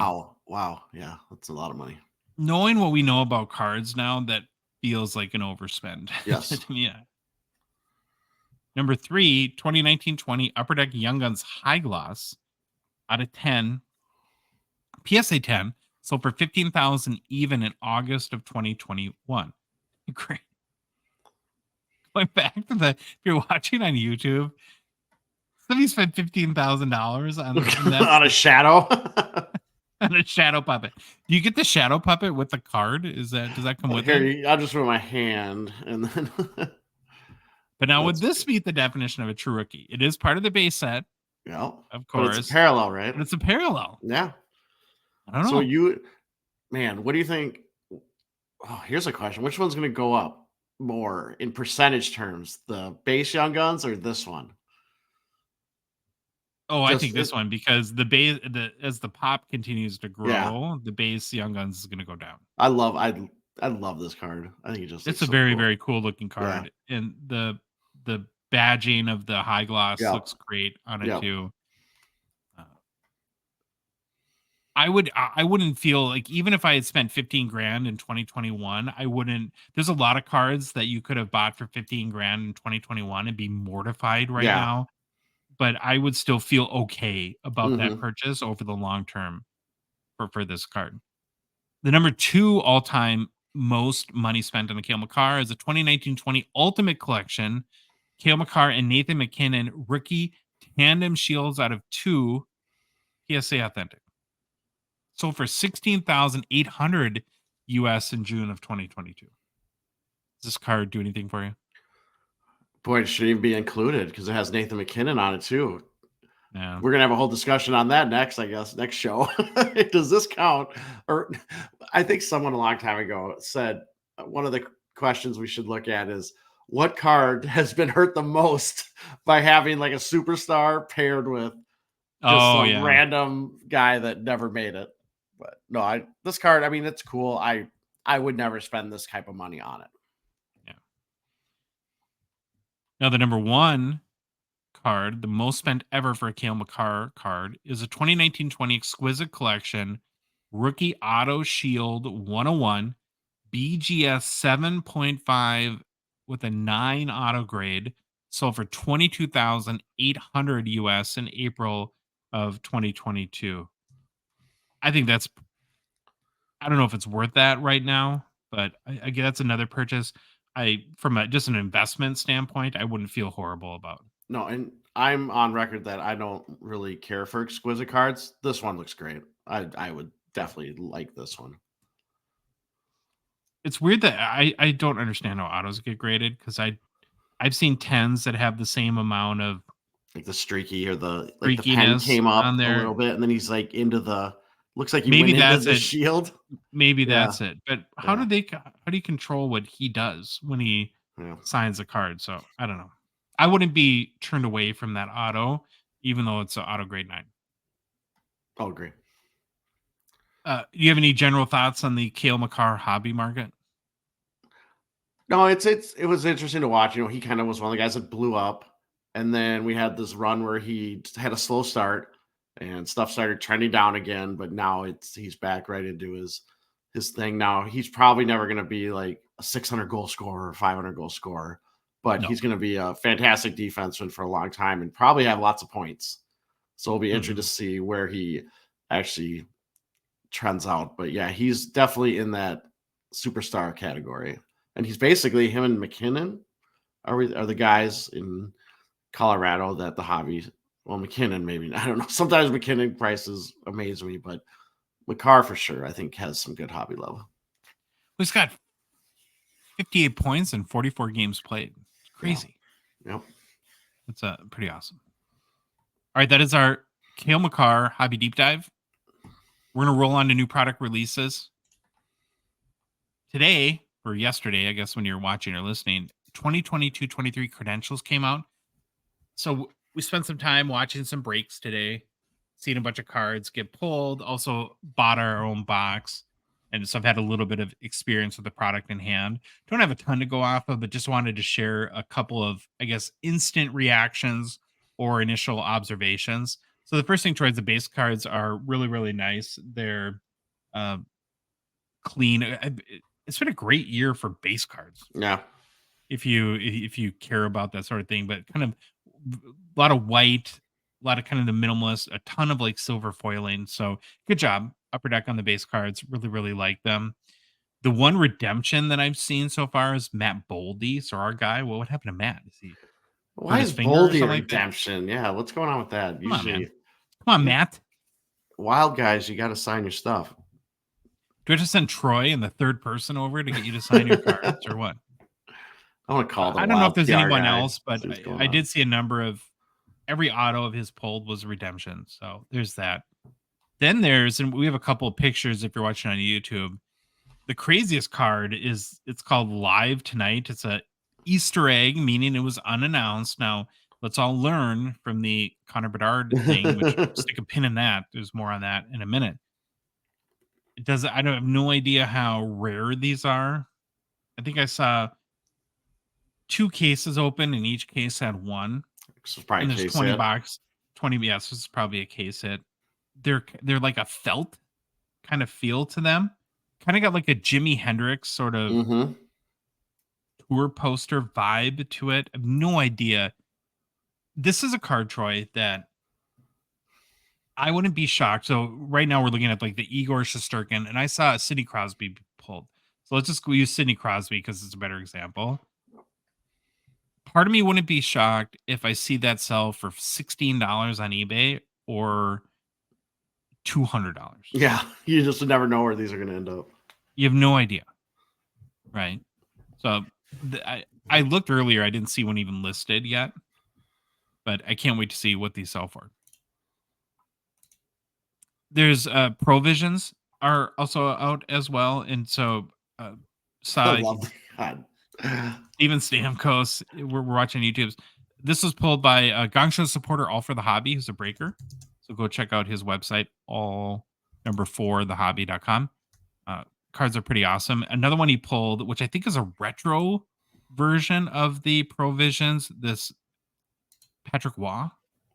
I love this card. These I don't even care what it is. I love provisions. I am so in love with these cards. After I did the preview on the one, Yeah, PWCC preview. I can't get enough of these. They are my jam. They're right up my alley. I love art. I love craziness. They're kind of like comic booky. I just like the stamp goes. I love it. The sticks of lightning bolt. Like it's just little details like that are really cool. Then, of course, in a box, you're going to get a number of debut ticket. Most of them are going to be numbered. It's all going to come down to the name you hit. You know, the one kind of like, and it's not too big of a criticism, but the like common inserts, I think like the Star of the Night card really does nothing for me. It's the second release in a row that they've had that. Yeah. So maybe switch that up next time would be good if they haven't already. But other thing I guess that I would just say, or the last thing I would say is after watching a couple cases being opened, I saw one QC issue with cards, so quality control looks to be pretty good. These are not the type of cards where you're gonna have like notice like big centering issues or anything like that. And in the box that we opened, the cards look pretty good too. So I Awesome. guess good job for Upper Deck or on the QC side of things too. But yeah, we'll follow the sales and see kind of if there's any other Easter eggs or kind of cool cards that come out of credentials. The other news, though, Troy, new product releases today. Series 1 came out on E-Pack. Now, it's the same configuration as with Hobby, like it usually is when these products are released on E-Pack. So again, it's 12 pack or 12 cards per pack. You get 3 hits with 9 base cards. Then there's 12 packs per box and 12 boxes per case. So it's like 12s, right? It's 12, 12, 12. On E-Pack, a pack will run you about 12 US dollars, another 12. A box is 139 US, and then a case 1,650 US. Again, everything is pretty much what you'd expect from an E-Pack release. Not a huge. This is where you're going to get though your Lou Q's and Matthew Nye's silver foiled and speckled rainbow due to the combining of the exclusive cards and stuff like. And then there's some achievements you can get as well. But kind of the main reason why we're bringing it up is there's something really interesting, a little nugget that is included within the product description of E-Pack. So if you go look up any product in E-Pack, there's like a little tab that's odds, and where they basically list the odds for all the various hits. Within that, they have the pack odds for the Connor Bedard NHL Draft short print, which we now know as of today is in 1 in 577 packs. So again, if you break down the math, and again, there's 12 packs in a box and 12 boxes in a case, it basically comes down to, it's not exact, but it's pretty close to 1 Connor Bedard NHL Draft SP per 48 boxes. And if there's 12 boxes in a case, it's basically 1 in every 4 cases. So it doesn't tell you exactly how many there is, but when we, a few episodes ago, when we were giving our prediction of how many we thought were total in existence, we estimated somewhere in like the 2,500 to 5,000 range. If there's 5,000 of them, that means that they would have had to make 20,000 cases. That seems like a pretty safe bet. I agree. Here's one thing I thought interesting. What I saw, and let me know if I'm off or you saw something different. The box price is actually pretty fair, I guess. Yeah. $139.99 on E-Pack. David Adams is $149.99 for a Series 1 hobby box. So this is It is interesting. That's the first time I've seen it below David Adams or Steel City doesn't have it listed. They must be sold out. And I'm not looking. I didn't look at Clouds and Char or anything, so I don't know how it compares to there. But that's just an interesting data point on the price. Yeah, it is interesting to see, and I think you're right on with kind of the thought process around the 1 in 577. So, I mean, it is this another discussion? Is this truly a short print? No, it's not. Yeah. Well, remember we talked about this, and it definitionally, like, Upper Deck defines a short print as a card that has a print run that is less than the base set, and so definitionally it is. Where I think we're going to end up well, I don't know if it'll be next show or the show after, because I've been watching like a hawk try. Yep. Hockey Card Detective. The auctions where that card had peaked at a PSA 10 at 12 grand about 2 weeks ago. A few days ago, one sold for 5. Yep. And I think there's a couple auctions right now where it could go for way less than that. I mean, it could be the quickest downfall of the card almost in hockey card history, if that is a thing or not. So we'll keep following that. And I don't revel in people. Listen, I'm not rooting for anyone to spend $12,000 on a card and have it be worth $2,000 literally 6 days later. That's not fun for anyone. But yeah, that is a good point, though. It is a pretty reasonable price. And wouldn't it be wild if Series 2 ends up on ePack cheaper than you can get it in a hobby shop? I don't think that'll be the case. I don't think so either. But okay, we're going to roll on to our PWCC weekly preview. Of course, PWCC is a Gongshow partner and sponsor. We're very grateful for them for their support. I want to give a quick reminder that if you do plan to submit a raw card, whether to auction or to their vaulting, they've got like 700,000 cards in their vault or something. Yeah, I have all my cards. I have all my cards that I buy from PWCC in the vault. Well, kind of a unique sort of add-on service that they have is as you submit cards for $14 a card, you can just get them, if they're raw, get them graded with SGC, and you don't have to do anything different. You just send them the cards, they send them out to get graded, and then they come back graded into your vault, which I think is a pretty good deal. We also heard from the folks at PWCC this week that starting this week in their weekly auction, Fanatics is going to start incorporating some of the Fanatics Authentics, so the collectible products that Fanatics produces, into the PWCC weekly auctions. There's no hockey lots for Fanatics Authentics, so what they'll do is they'll do a series of like Tom Brady signed helmets or something like that, and that you can only get through Fanatics. Now, why is that a note for this show? Well, if you recall, Fanatics bought PWCC last spring, and nothing much has changed to this point. So I think it's an indication that Fanatics is kind of starting to add its imprint to PWCC, and we'll probably expect to see more kind of interesting wrinkles down the road.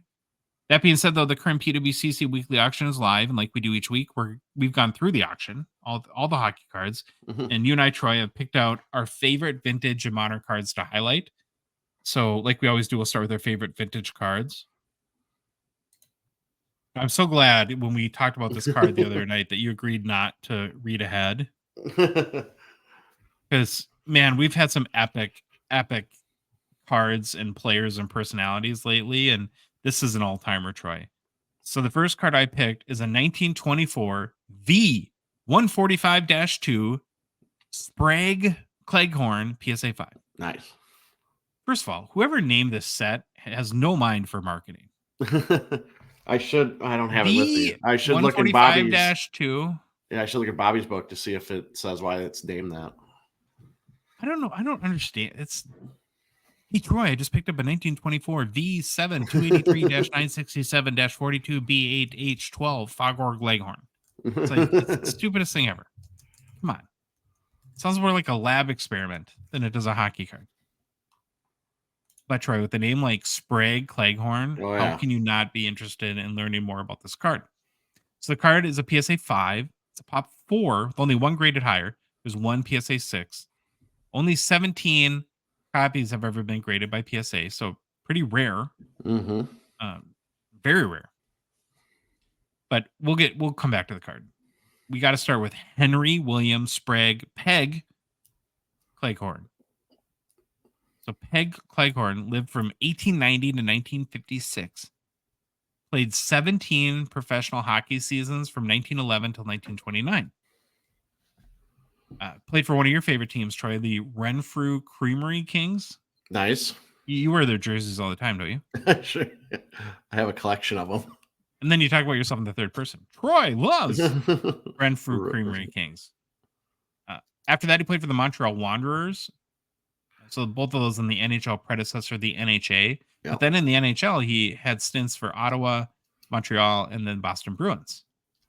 Now, as if the name Sprague Peg Cleghorn isn't cool enough, his nickname, Troy, was the Big Train. Nice. That's an awesome nickname. I would want that one. He won 3 Stanley Cups, member of the Hockey Hall of Fame. But here's why he had the nickname the Big Train. This is where it just gets off the rails bonkers with this guy. So Cleghorn was known as a tough and physical defenseman. He was 5'10", 190 pounds. Had a reputation, Troy, for violent play. Nice. I love it. Twice he was charged with assault following on-ice incidents. Awesome. And was subject to efforts to have him banned from the NHL. Yikes. They tried to kick him out of the league permanently. Kick him out of the NHL back when it was probably a little more violent than it is today. Of course. But he used that reputation to his advantage and often intimidated opponents. The crazy thing is, he was mainly known as an offensive defenseman. One of the very first offensive defensemen, in fact. At the time of his retirement, his 169 career goals were second most in NHL history by a defenseman and only 4 goals behind Harry Cameron. So, but getting back now to his infamous for being a fierce competitor and explosive temper, he would react violently if he took liberties with his teammates, especially, I think, for a number of years in the NHL, he played with his brother, O-Pee-Chee, in both, I guess, the NHA and the NHL. So in 1912, another legendary player, Newsy Lalonde, cross-checked Big Train's brother, and Cleghorn struck Lalonde in the back of the head with his stick. He was fined and suspended by the league and then faced aggravated assault charges. What do you think the fine was? Like a couple $50. Oh, I was gonna say a couple sacks of sugar and but 1912, $50 is probably a lot of money. Oh yeah, a lot of money. Then in the 1923 playoffs, while playing for the Canadiens, Big Train struck Senators defenseman Lionel Hitchman in the head again with his stick, and again was charged with aggravated assault. So he just clubbed people in the head with his stick, I guess. The hit was so bad, Troy, that the owner of his own team, the owner of the Canadiens, suspended him for the rest of the playoffs. Wow. He was just mortified that he had hurt him that bad. So it sounds like a friendly guy, huh, Big Train? He's a guy you want on your team, but you don't want to play against him. 100%. Yeah, like a goon legend, right? Yeah. Now, the card itself is 100 years old. Pretty simple card, right? Kind of a black and white portrait photo. Centering is pretty good, not perfect. A little bit off right to left. Top to bottom, maybe a little bit off. You're going to have some slight corner wear, but there's nothing about the card that I find really distracting from a eye appeal perspective. But yeah. Now, Troy, if you are a card back aficionado, do you want to review the backs of the 1924 V145-2? What's very white, very blank. Some very stuff down here. Absolutely nothing. Yeah, I don't even know what's going on here. Maybe a little staining, but a lot of white and a whole lot of nothing. Now, the only sale of a 1924 V145-2 Sprague Cleghorn PSA 5 was $258 in December 2016. So, what was that, 8 years ago? Yeah. You got a current bid? We're already in record territory, $280. The guy that was so violent, his own owner suspended him. Charged with assault twice and tried to be suspended by his own owner and try to get banned from the NHL. Oh, that's awesome. All right, you got to top that one, Troy. I don't think I can top it. I got one though that I really liked reading about because I didn't know anything about my boy Bobby Rousseau. So I picked a 1964 Topps Bobby Rousseau number 80 PSA 4 If you look on YouTube, you can see the picture. Caught my eye. Tall boys. I don't think I've ever talked about a tall boy. They're not always my favorite cards, but I'm starting to like researching them a little more and looking at them. They're kind of interesting to me. I think they have a special place in like hockey card history. I know they were the more prominent ones were basketball, right? Basketball tall boys. I think was that Will Chamberlain's rookie or Lou Alcindor's might be Lou a tall Alcindor, boy. I think. Yeah, or Kareem Abdul-Jabbar. But I started looking at this one. I didn't know anything about the players, so that's a bonus for me.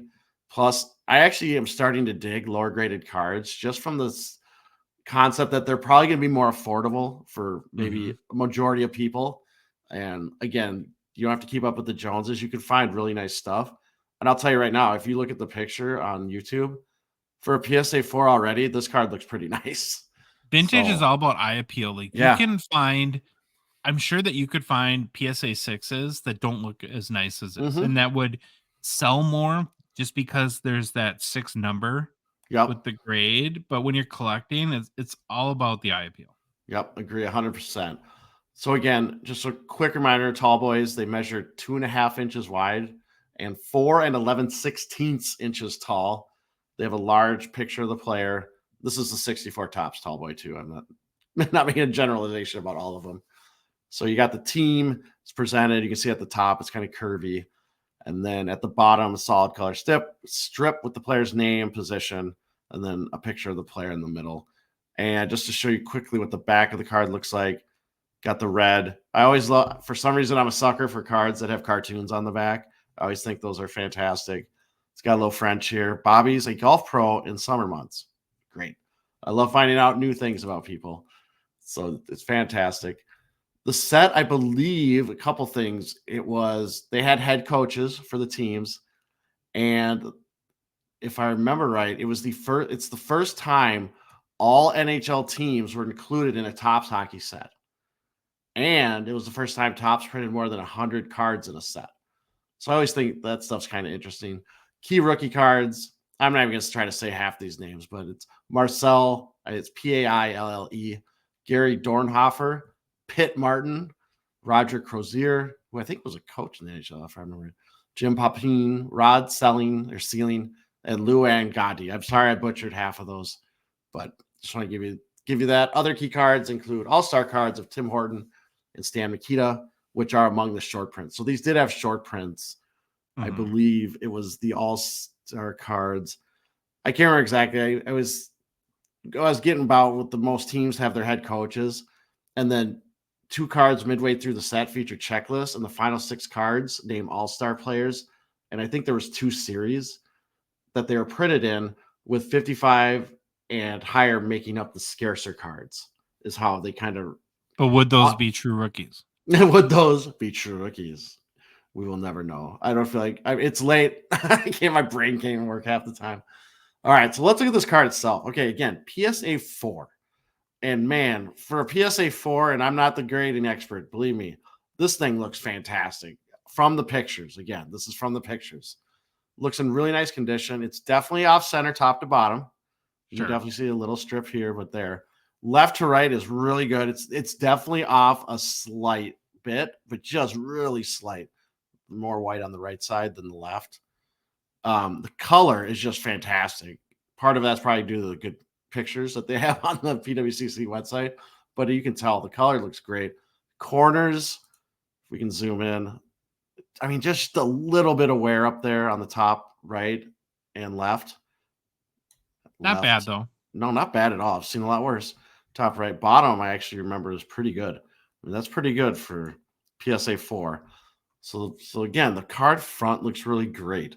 Back, you can see all these red cards or all these colored backs. They always usually have, you can see some white, like, or some, I call it chipping. I don't know if that's the technical term, but you can see it's got a little bit of that. But again, does the back matter? I don't know, unless you're going to display it. But again, overall, card looks absolutely fantastic. I love that. Can I ask you a question? Yes. Does he have dead eyes in the photo? What are dead eyes? I don't know. His eyes are creeping me out. I just think they're looking off center. They're not looking at you. Like he's like staring out, like he's zoning. Well, it looks like he didn't want to be there for sure. He was just like, "Why am I doing this? This is ridiculous." But yeah, I like the yellow background on the tall boys is a nice contrast and really makes the portrait stand out. Definitely. So now let's learn a little bit about our boy Bobby. I like to call him Bobby. 4-time Cup winner, 1961-62 Calder winner, Wow. 1-time NHL second All-Star team selection, 3-time NHL All-Star game selection, 245 goals, 458 assists, or 703 points, and 942 games played. 10 seasons with Montreal, 1 season with Josh, the Minnesota North Stars, 4 seasons with the New York Rangers. You know, we always look at these old guys, and 99% of them are in the Hall of Fame. I mean, he's got pretty good numbers, I guess. I thought this guy would be in the Hall of Fame, but he's not. And again, I never saw him play. I don't know. I don't know what hockey was like in the 60s. Maybe he was just average, but pretty good stat line. You should make it your mission in life to get him in the Hall of Fame. Or, no, I got bigger fish to fry. Or just be lazy and not do it. All right. PSA 4 pop of this card is 27. Last sale of a PSA 4 I could find was on August 28th of 2022 for $105 via eBay and verified in Terapeak. Current bid, Josh, $23. Bobby Rousseau. There you go. Our last vintage card we're going to highlight is a 1991-92. Yeah, I get it. Super vintage. Top Stadium Club members only Mario Lemieux PSA 10. So Troy, I picked this card because it just appeals heavily to my youth, my wonder years, my collecting experience. I remember thinking, like back in the day, that Stadium Club members only was very cool. It was like only it was members only, right? So it was very exclusive. I didn't understand what it meant, and I had a lot of FOMO because even though FOMO wasn't even a thing back then, but I had it because I knew I couldn't get this card. Honestly, I didn't even know like what members only meant. It was like a secret society or something like that. So 1991 Top Stadium Club, Troy, members only was a multi-sport 50 card set that was sent in 3 installments to members of the Top Stadium Club. So I guess that it was probably like a mail order club thing that you could join. Actually, I didn't spend a ton of time on it, but I tried to very briefly look up like what it cost to be part of the Stadium Club, if it cost anything, and I couldn't find anything. So if anyone, I'm curious if somebody knows, message us, please. I might have, Josh, behind me a book of Stadium Clubs. So when my wife's dad passed away, he was in the membership. Really? So he had a bunch of binders. All the cards were basically not in good shape, but he had binders of Stadium Club. Yeah, so it was a multi-sport 50 card set, and it came in 3 installments. Installment 1 had 10 baseball cards. Installment 2 had an additional 20 baseball cards. And then installment 3 had 6 football cards and 14 hockey cards. So this Mario Lemieux, and there's 2 Mario Lemieux, that's the thing to know, and they're not numbered, right? So it can't be a true rookie, Troy. And this one's entitled He Repeats as MVP, right? It's one of the 14 cards. It's a PSA 10, pop 36 out of 69 total copies graded. Now remember, there's a second Mario Lemieux that was entitled Mario Takes Third Ross. So you have to go by the card title again because neither card was numbered. Now with the junk wax era, you kind of always assume that there's a million of them. But sometimes I wonder with some of these though, if they're maybe more rare than we think they are. So I try to like dig into that angle a little bit. And again, PSA 10, pop 36, 69 submitted. Per Terapeak, there's 98 total sales of both Mario Lemieux cards in the past 3 years. You had to look at both because they're not numbered. Right. Yeah. So there's no real easy way to distinguish their sales. So, but I mean, that's not a lot, right? Between 2 cards, basically 100 sales in 3 years in the US and in Canada. There's 164 of both of them currently listed on eBay. Now, it's not super rare. There's 164, but I try to think of, well, how many like other cards from that era are currently listed on eBay. So if you search for like 1990 Upper Deck Mario Lemieux, there's 827 currently listed on eBay. Right. Again, so about a quarter of these. So I think it's a maybe, again, not super rare, but a little rarer than you might think.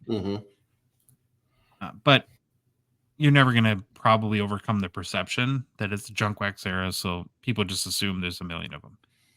So buy the card because you like it, not because as a money-making venture, I guess is what I'm trying to say. Now, the card commemorates Lemieux's second consecutive Conn Smythe trophy as a playoffs MVP. He won 2 Stanley Cups as a player, Troy, 1991-92, and paired each cup with the Conn Smythe trophy. In the 1992 playoffs, Lemieux scored 16 goals, added 18 assists for 34 points in just 15 games. So that's not bad. Not The bad. Penguins swept the Blackhawks in the Cup Finals. So you weren't a member of Stadium Club. No. The other thing that really confused me about this card is it's a 1991 Stadium Club, and it commemorates him winning the Conn Smythe in 1992.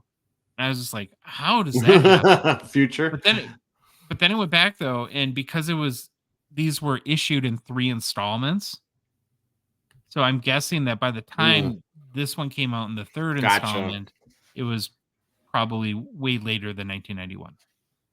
Last sale of the 1991 Top Stadium Club, Mario Lemieux repeats as MVP, PSA 10, Pop 36 with $30 on January 8th. So the value is less than the pop count if every pop represented $1. I'm just getting tired now, too. Confusing myself.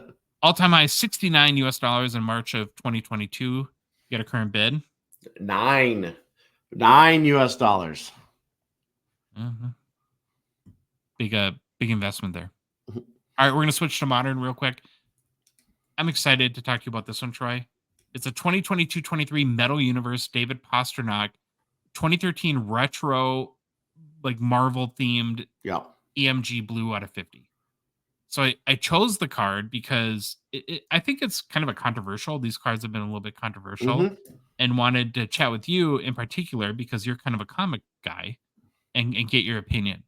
So again, these are the 2013 PMG retros that were from the Marvel set of that year. Right off the bat, though, Troy, here's what I like about these. It's that they're different. Yep. Now, maybe different in a way some like, or different in a way some don't like. But again, at least they're different. We've been somewhat critical in how PMGs have been managed the past couple of releases from Metal Universe. So in 2020, we had the base PMG, which was fine. And then there were 97, 98 retros, which people liked. But then, though, Upper Deck did All-Star PMGs, which I think people now look back and say, that was kind of too much. You should have maybe just had the base and the 97, 98 retros. They followed that up in 2021-22, where they had, again, base PMGs again. But then they went back to the well on 97, 98 retro, but only for the rookies. So which is like, okay, don't like that you've used the same retro design, but at least it's only for rookies.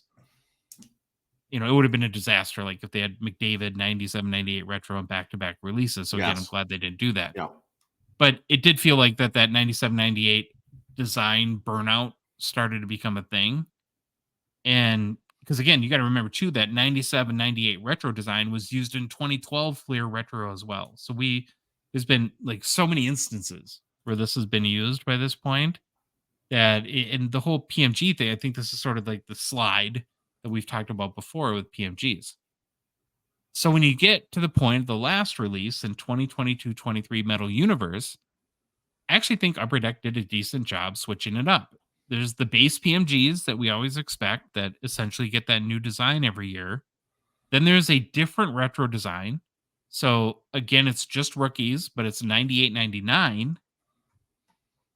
And then the third PMG gets us back to this card we're looking at, the Pastrnak, which was the 2023 Fleer Marvel retro design. So it's an illustration card, first and foremost, where all of their PMGs are a photo of the player. And it kind of has that comic book feel, right? Which makes sense because the 2013 Fleer Marvel retro were comic book cards. So they were illustrated. Now, here's where I want to get your opinion. Is the criticism of these cards is that you'll hear from people is that the artistic depictions, the illustrations, are not lifelike. Like they don't resemble the player enough. And I've heard that a ton on these Are you saying like cards. the face or just? Yeah, the face, like whether it be Austin Matthews or in this case David Pastrnak. But as I've heard that feedback, and I understand it, my understanding, I don't know nearly enough of like about comic books that you do, but isn't like kind of the idea with like a comic illustration is that it's almost meant to like represent an exaggerated Mhm. version of someone. Well, So you wouldn't expect a comic book artist to create a David Pastrnak illustration that would look exactly like him. It would be some sort of exaggerated version, or yeah, I I guess I mean, don't know another way to say it. well, I'm just saying, like comic books, it's a realm of you can do whatever you want, putting a pen on paper. And if you want to do an exaggerated version, do it because that's cool and that looks cool. I personally, I love this. I love how they look. I don't care that his body from his head to his waist might be way longer than his what it looks like his breezers Sure. are, but that's how it's supposed to be. Like the Kaprizov one we've seen where he's kind of sideways holding the stick, I think. Yeah. Looks it's just how the artist depicted it. And that's what comics are. It's a realm where you can do whatever you want, basically, as long as you can draw it. Yeah, I kind of figure, and I kind of like it too, but I sort of feel like we're in the minority that maybe it's like 70-30 people don't like it versus like it. It's Hmm. because it's not real enough for them. But we'll get back to that in a second. A Yeah. little bit more about these is there's a base card to these. So there's a non-PMG version that's pretty tough, 1 in 240 pack odds. And then you have the PMG parallels. Now the parallel structure Yeah. with this one is a little bit wonky, and it follows the 2013 Fleer Retro Marvel. So you have your very typical out of 100, where 1 through 10 are the green PMG, and then 11 through 100 are the red. But then now, like with more the modern PMG releases, there's also a 1 of 1 gold. And then in the case of this one, which is the blue, there's an additional out of 50. So in total, you have 151 PMGs of this card. Hmm. You have the 10 green, the 90 red, the 50 blue, and the 1 gold 101. The checklist for the 2013 retro PMGs includes only current players and stars. There's no rookies.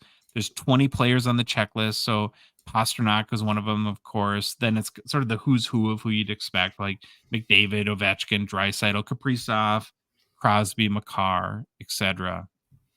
But again, it's the controversy with these is that people think that the illustrations are not realistic enough. And I actually found, if you go to the next photo here, Troy, if people are watching the, well, this is a joke. I just tried, I tried to find the worst picture of pasta. Ah, it I looks good. could. It looks perfect. Yeah. This one? Uh, yeah, here's maybe a better one. I don't think it's that far off. No, I don't think so. And Again, I it's not don't. supposed to be like a super realistic or true portrait drawing. It's a comic. It's the comic character of David Pastrnak. Yeah, it's an interpretation, There you go. Interpretation. I like and that. I don't. It doesn't bother me one bit. I love the design. I'm in the minority probably, but again, if you've watched or listened to our show long enough, you know that I'm kind of like these arty cards. I'll call them. Mhm. So, and you're not the biggest PMG guy, but is this kind of the PMG concept that you're Yeah, more in favor of? I can get on board with this. I can get on board with this. Okay, there has not yet been a sale of a 2023, 2022, 23 Metal Universe Pasta 13 Retro Blue PMG out of 50. Most recently, though, a green, which is out of 10, PSA 9 sold for 355 US on January 9th. And then a red out of 90 that was raw sold for 89 US on December 7th. So it probably falls somewhere in between that. Hmm. I'm guessing ultimately it's a $200 card or something like that. You got a current bid? 64 US dollars. All right. You got the next one. I do. Oh, it's a tiny card. Teeny tiny. Teeny tiny card. All right, Josh. Here's what I got. I got 2016 Upper Deck Trilogy Hall of Fame Pucks Patrick Waugh Auto. It is raw, so it's got the NBA authentication. So this card jumped out at me a couple of reasons, Josh. Hall of Fame goalie Patrick Waugh. We've talked about him. One of the greatest goalies in NHL history. Plus, very relevant in today's game Yes. as he just became the new New York Islanders head coach and seems to be whooping them into shape over there. So Love Patrick Waugh. I love that it's got a Patrick Waugh autograph. And really what jumped out at me, it's just different because it's not a player picture. And I'm trying to think how I do like do I like it? I wonder. I just want to bring it up because it's not a player picture of Waugh, but he's actually in a Hall of Fame jacket. And the more I look at it, the more I kind of dig it because it's a look Yeah. that you would not normally see. Now we've started to see some of those, like what SP Signature Edition had. What is it? Life After Hockey. We're starting to see more of those. I'm sure they've been in the past, and I just don't know about some of them now. But I'm kind of digging that it's not a player picture. Obviously, I think a player picture would probably be more desirable, but I do Yeah. kind of dig this card and how it looks. And again, given the card's name, Hall of Fame, it's got Hall of Fame induction class. Makes sense why he's in his Hall of Fame jacket. So I kind of dig that. And then finally, you got this puck, but I would love to see one of these in hand because I wonder what that material is. Is it truly like a? It's on the back. It says it's a manufactured puck, but aren't all hockey pucks? Maybe Yeah. not. Bad joke. But again, I would love to feel this to see if I it's wonder how like thick the card is too. that's another thing. And I don't think it's very thick. Maybe it Okay. is. I failed miserably. I should have. They probably Well, had a video on it.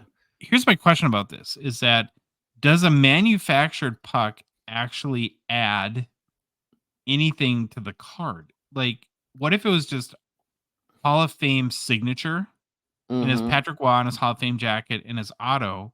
Yeah.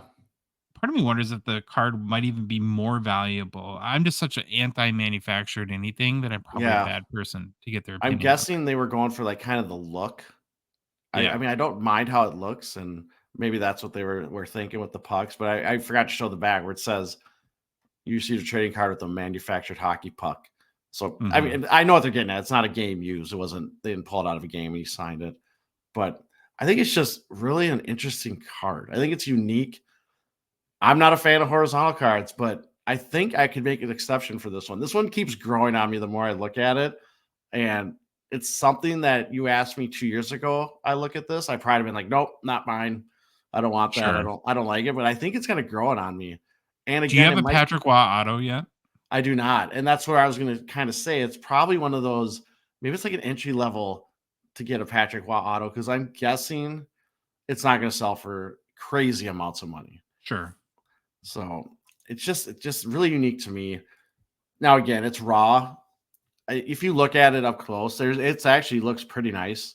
Some of the corners you can well, here we'll zoom in. But You can any see it's upper deck memorabilia yeah, card is gonna it's gonna look have like some like little worn issues. There's some edge issues here, very slight. But again, if I'm buying this, it doesn't bother me one bit. I don't care about that. I just love that it's got an auto, got this like young looking Patrick Waugh picture. Do you know he was like inducted? I think it was 2006. wow. It was like crazy. I feel like he just retired 10 years ago, but and if I'm wrong, someone correct me, but I'm going off my memory here. All right, last sale I could find was on December 17th of 2023 via eBay, verified in Terapeak. Josh, guess how I shouldn't actually, but it $50 US. That's cheap. 50. For if I could get a Patrick Waugh autograph for $50, I'll buy it any day. Current I bid might pay $50 if he signs a napkin. Current bid $125 US.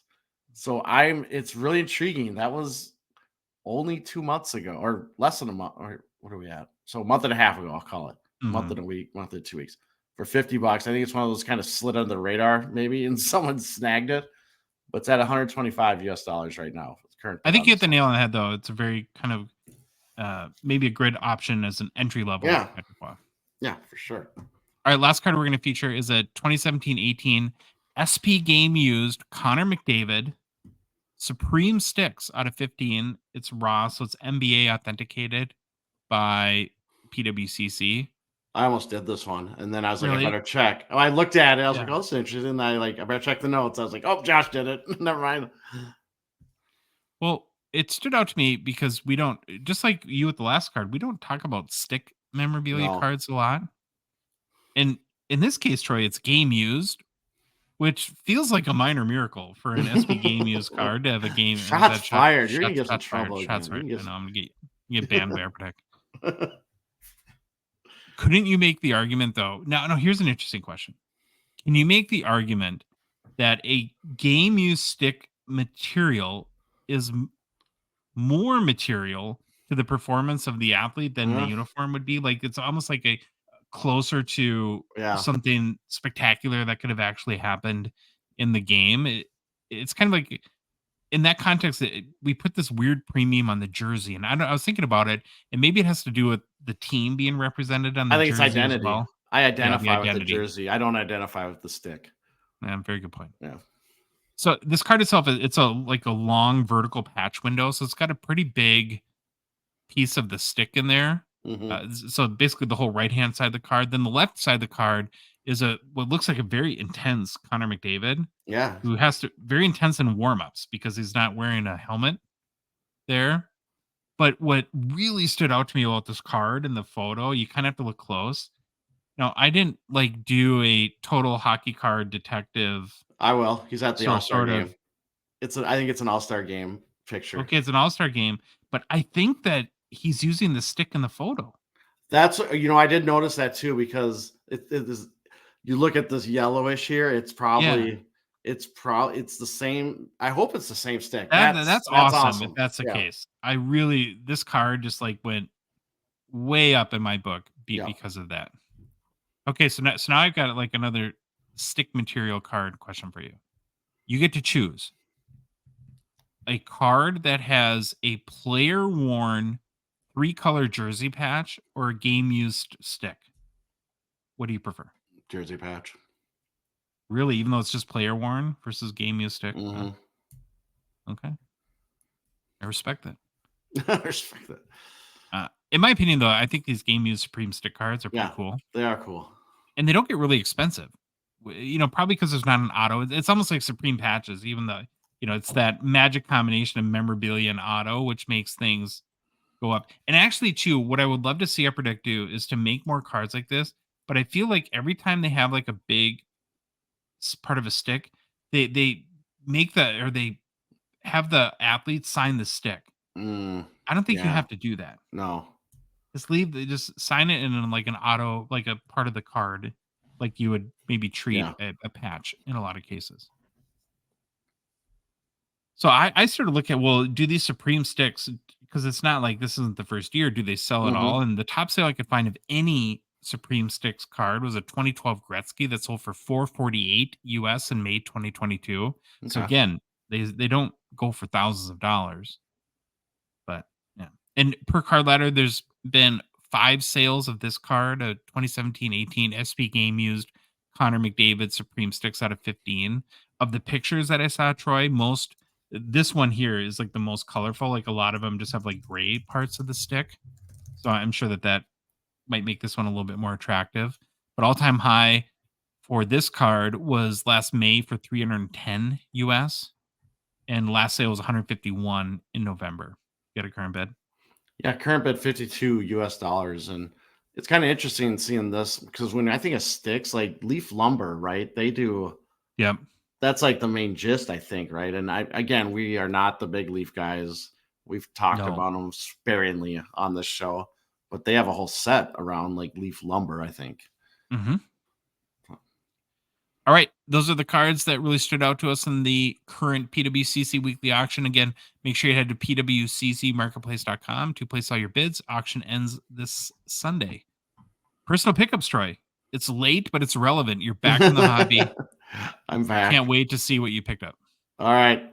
I got a couple. I talked about them was it 2 shows ago or whenever we did? Yeah. I got some provisions, Josh.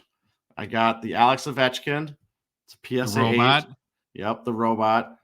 I got it out of the PWCC Weekly. I don't know why I got a graded card, but I did. Yeah. I don't know if I'll crack it or just leave it, but it's in the vault right now. But I love this card. My whole thing is let them sit in the vault for a little bit, then I'll ship them after the. Because if you get them shipped right away, they cost money and everything. Yes, if you go vault, you get no sales tax either. So Love this card. Love these provisions. And then I also way overspent, but I got the Connor McDavid PSA 9 that was in the auction too. This is an A+ design Yeah, card. I love this card. And I guess PSA 9, I saved maybe some money, but I way overpaid, but I don't even care. It was so awesome. I love this card. Very, very cool. Well, you not only hooked yourself in provisions, you got me hooked on it too. Nice. So I went the eBay route for mine though, Troy. I picked up Yep. a 2019-20 provisions. The Nathan McKinnon. That's pretty cheap, like all of his cards. It was like $15 or something Yeah, like these that. you can find these raw. If you go the raw route on eBay, you'll get good deals. It's a little more subtle of a design, but I kind Yeah. of liked it. Right, it's sort of the top of the mountain peak sort of. I thing like that they too. drew him in the same kind of ink It's style. like a watercolor almost. Yeah, I like that.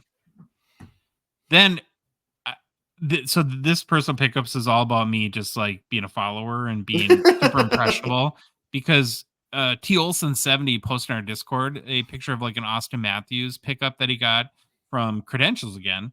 It was like a through the boards acetate from 2019-20 Credentials. Then I decided I had to have one too. So I picked up the Jack Hughes through the boards Young Bloods. It's not a true rookie, Troy, but a rookie year. You know, these are like, they're kind of rare, but not rare. So they're rare-ish. 1 in 54 pack odds. I just thought it was kind of a neat acetate card. This one is like super weird. The more I look at it, it's like you're looking at the boards from the rink, but you're looking. So Jack Hughes would be outside the rink. I have no idea what the guy behind him is doing. It's maybe not the best picture. Like they could have went somewhere else with this, but yeah, the whole when you told me you're like looking at the boards you're on the rink looking at them, and then the picture itself is kind of weird, but we'll leave it at that. Then I just had another really small one. So I kind of have a little PC of Scotty Perunovich, who's from my hometown in northern Minnesota. And I saw this on my card post. I hadn't seen the rainbow color wheel yet from 2021 O-Pee-Chee Platinum. And I really dig it. And plus, Troy, so this is really cheap. This card looks like reasonably centered. So I'm like, okay, I gotta buy it. Do you have this in hand yet, or is it on its way? No, I just bought it tonight, actually. Oh, nice. So I can't wait to get it in hand and see what it looks like. But I don't know. What do you think of the rainbow color wheel for? Oh, I think they're like super cool. I want to see it in person because I think this is a card with the right light could look really, really cool. All right, Troy. It's 1:05 a.m. Dogs are howling. I hear sirens in the distance. I don't know what's going on. We got a lot of work to do. We actually edit this disaster of a show too, and so for us to publish it by 3, we're going to be scrambling here. YouTube will not. I guarantee right now the YouTube video will not be up by 3 because it takes longer than 2 hours just to upload it. Yeah. If you like the episode, please leave a rating, review on Apple, Spotify, whatever podcast app you listen to us on. And if you love the show, you want to support us, you want to chat with us at some point tomorrow after we sleep in. On the Hockey Cards Gongshow Discord server, please consider a $5 a month donation. Join our $1.99 support level tier on Patreon. You can go to our website in hockeycardsgongshow.com and click on the Become a Patron link. You go to Patreon's website, patreon.com, and just search for Hockey Cards Gongshow.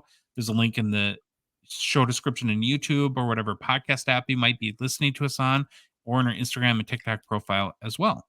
We're on social media. Please follow us on Instagram, Facebook, TikTok, Twitter, and YouTube. And Troy, the Hockey Cards Gongshow podcast is a production of Dollar Box Ventures, LLC. Have an awesome weekend, and we'll chat with you all on Monday.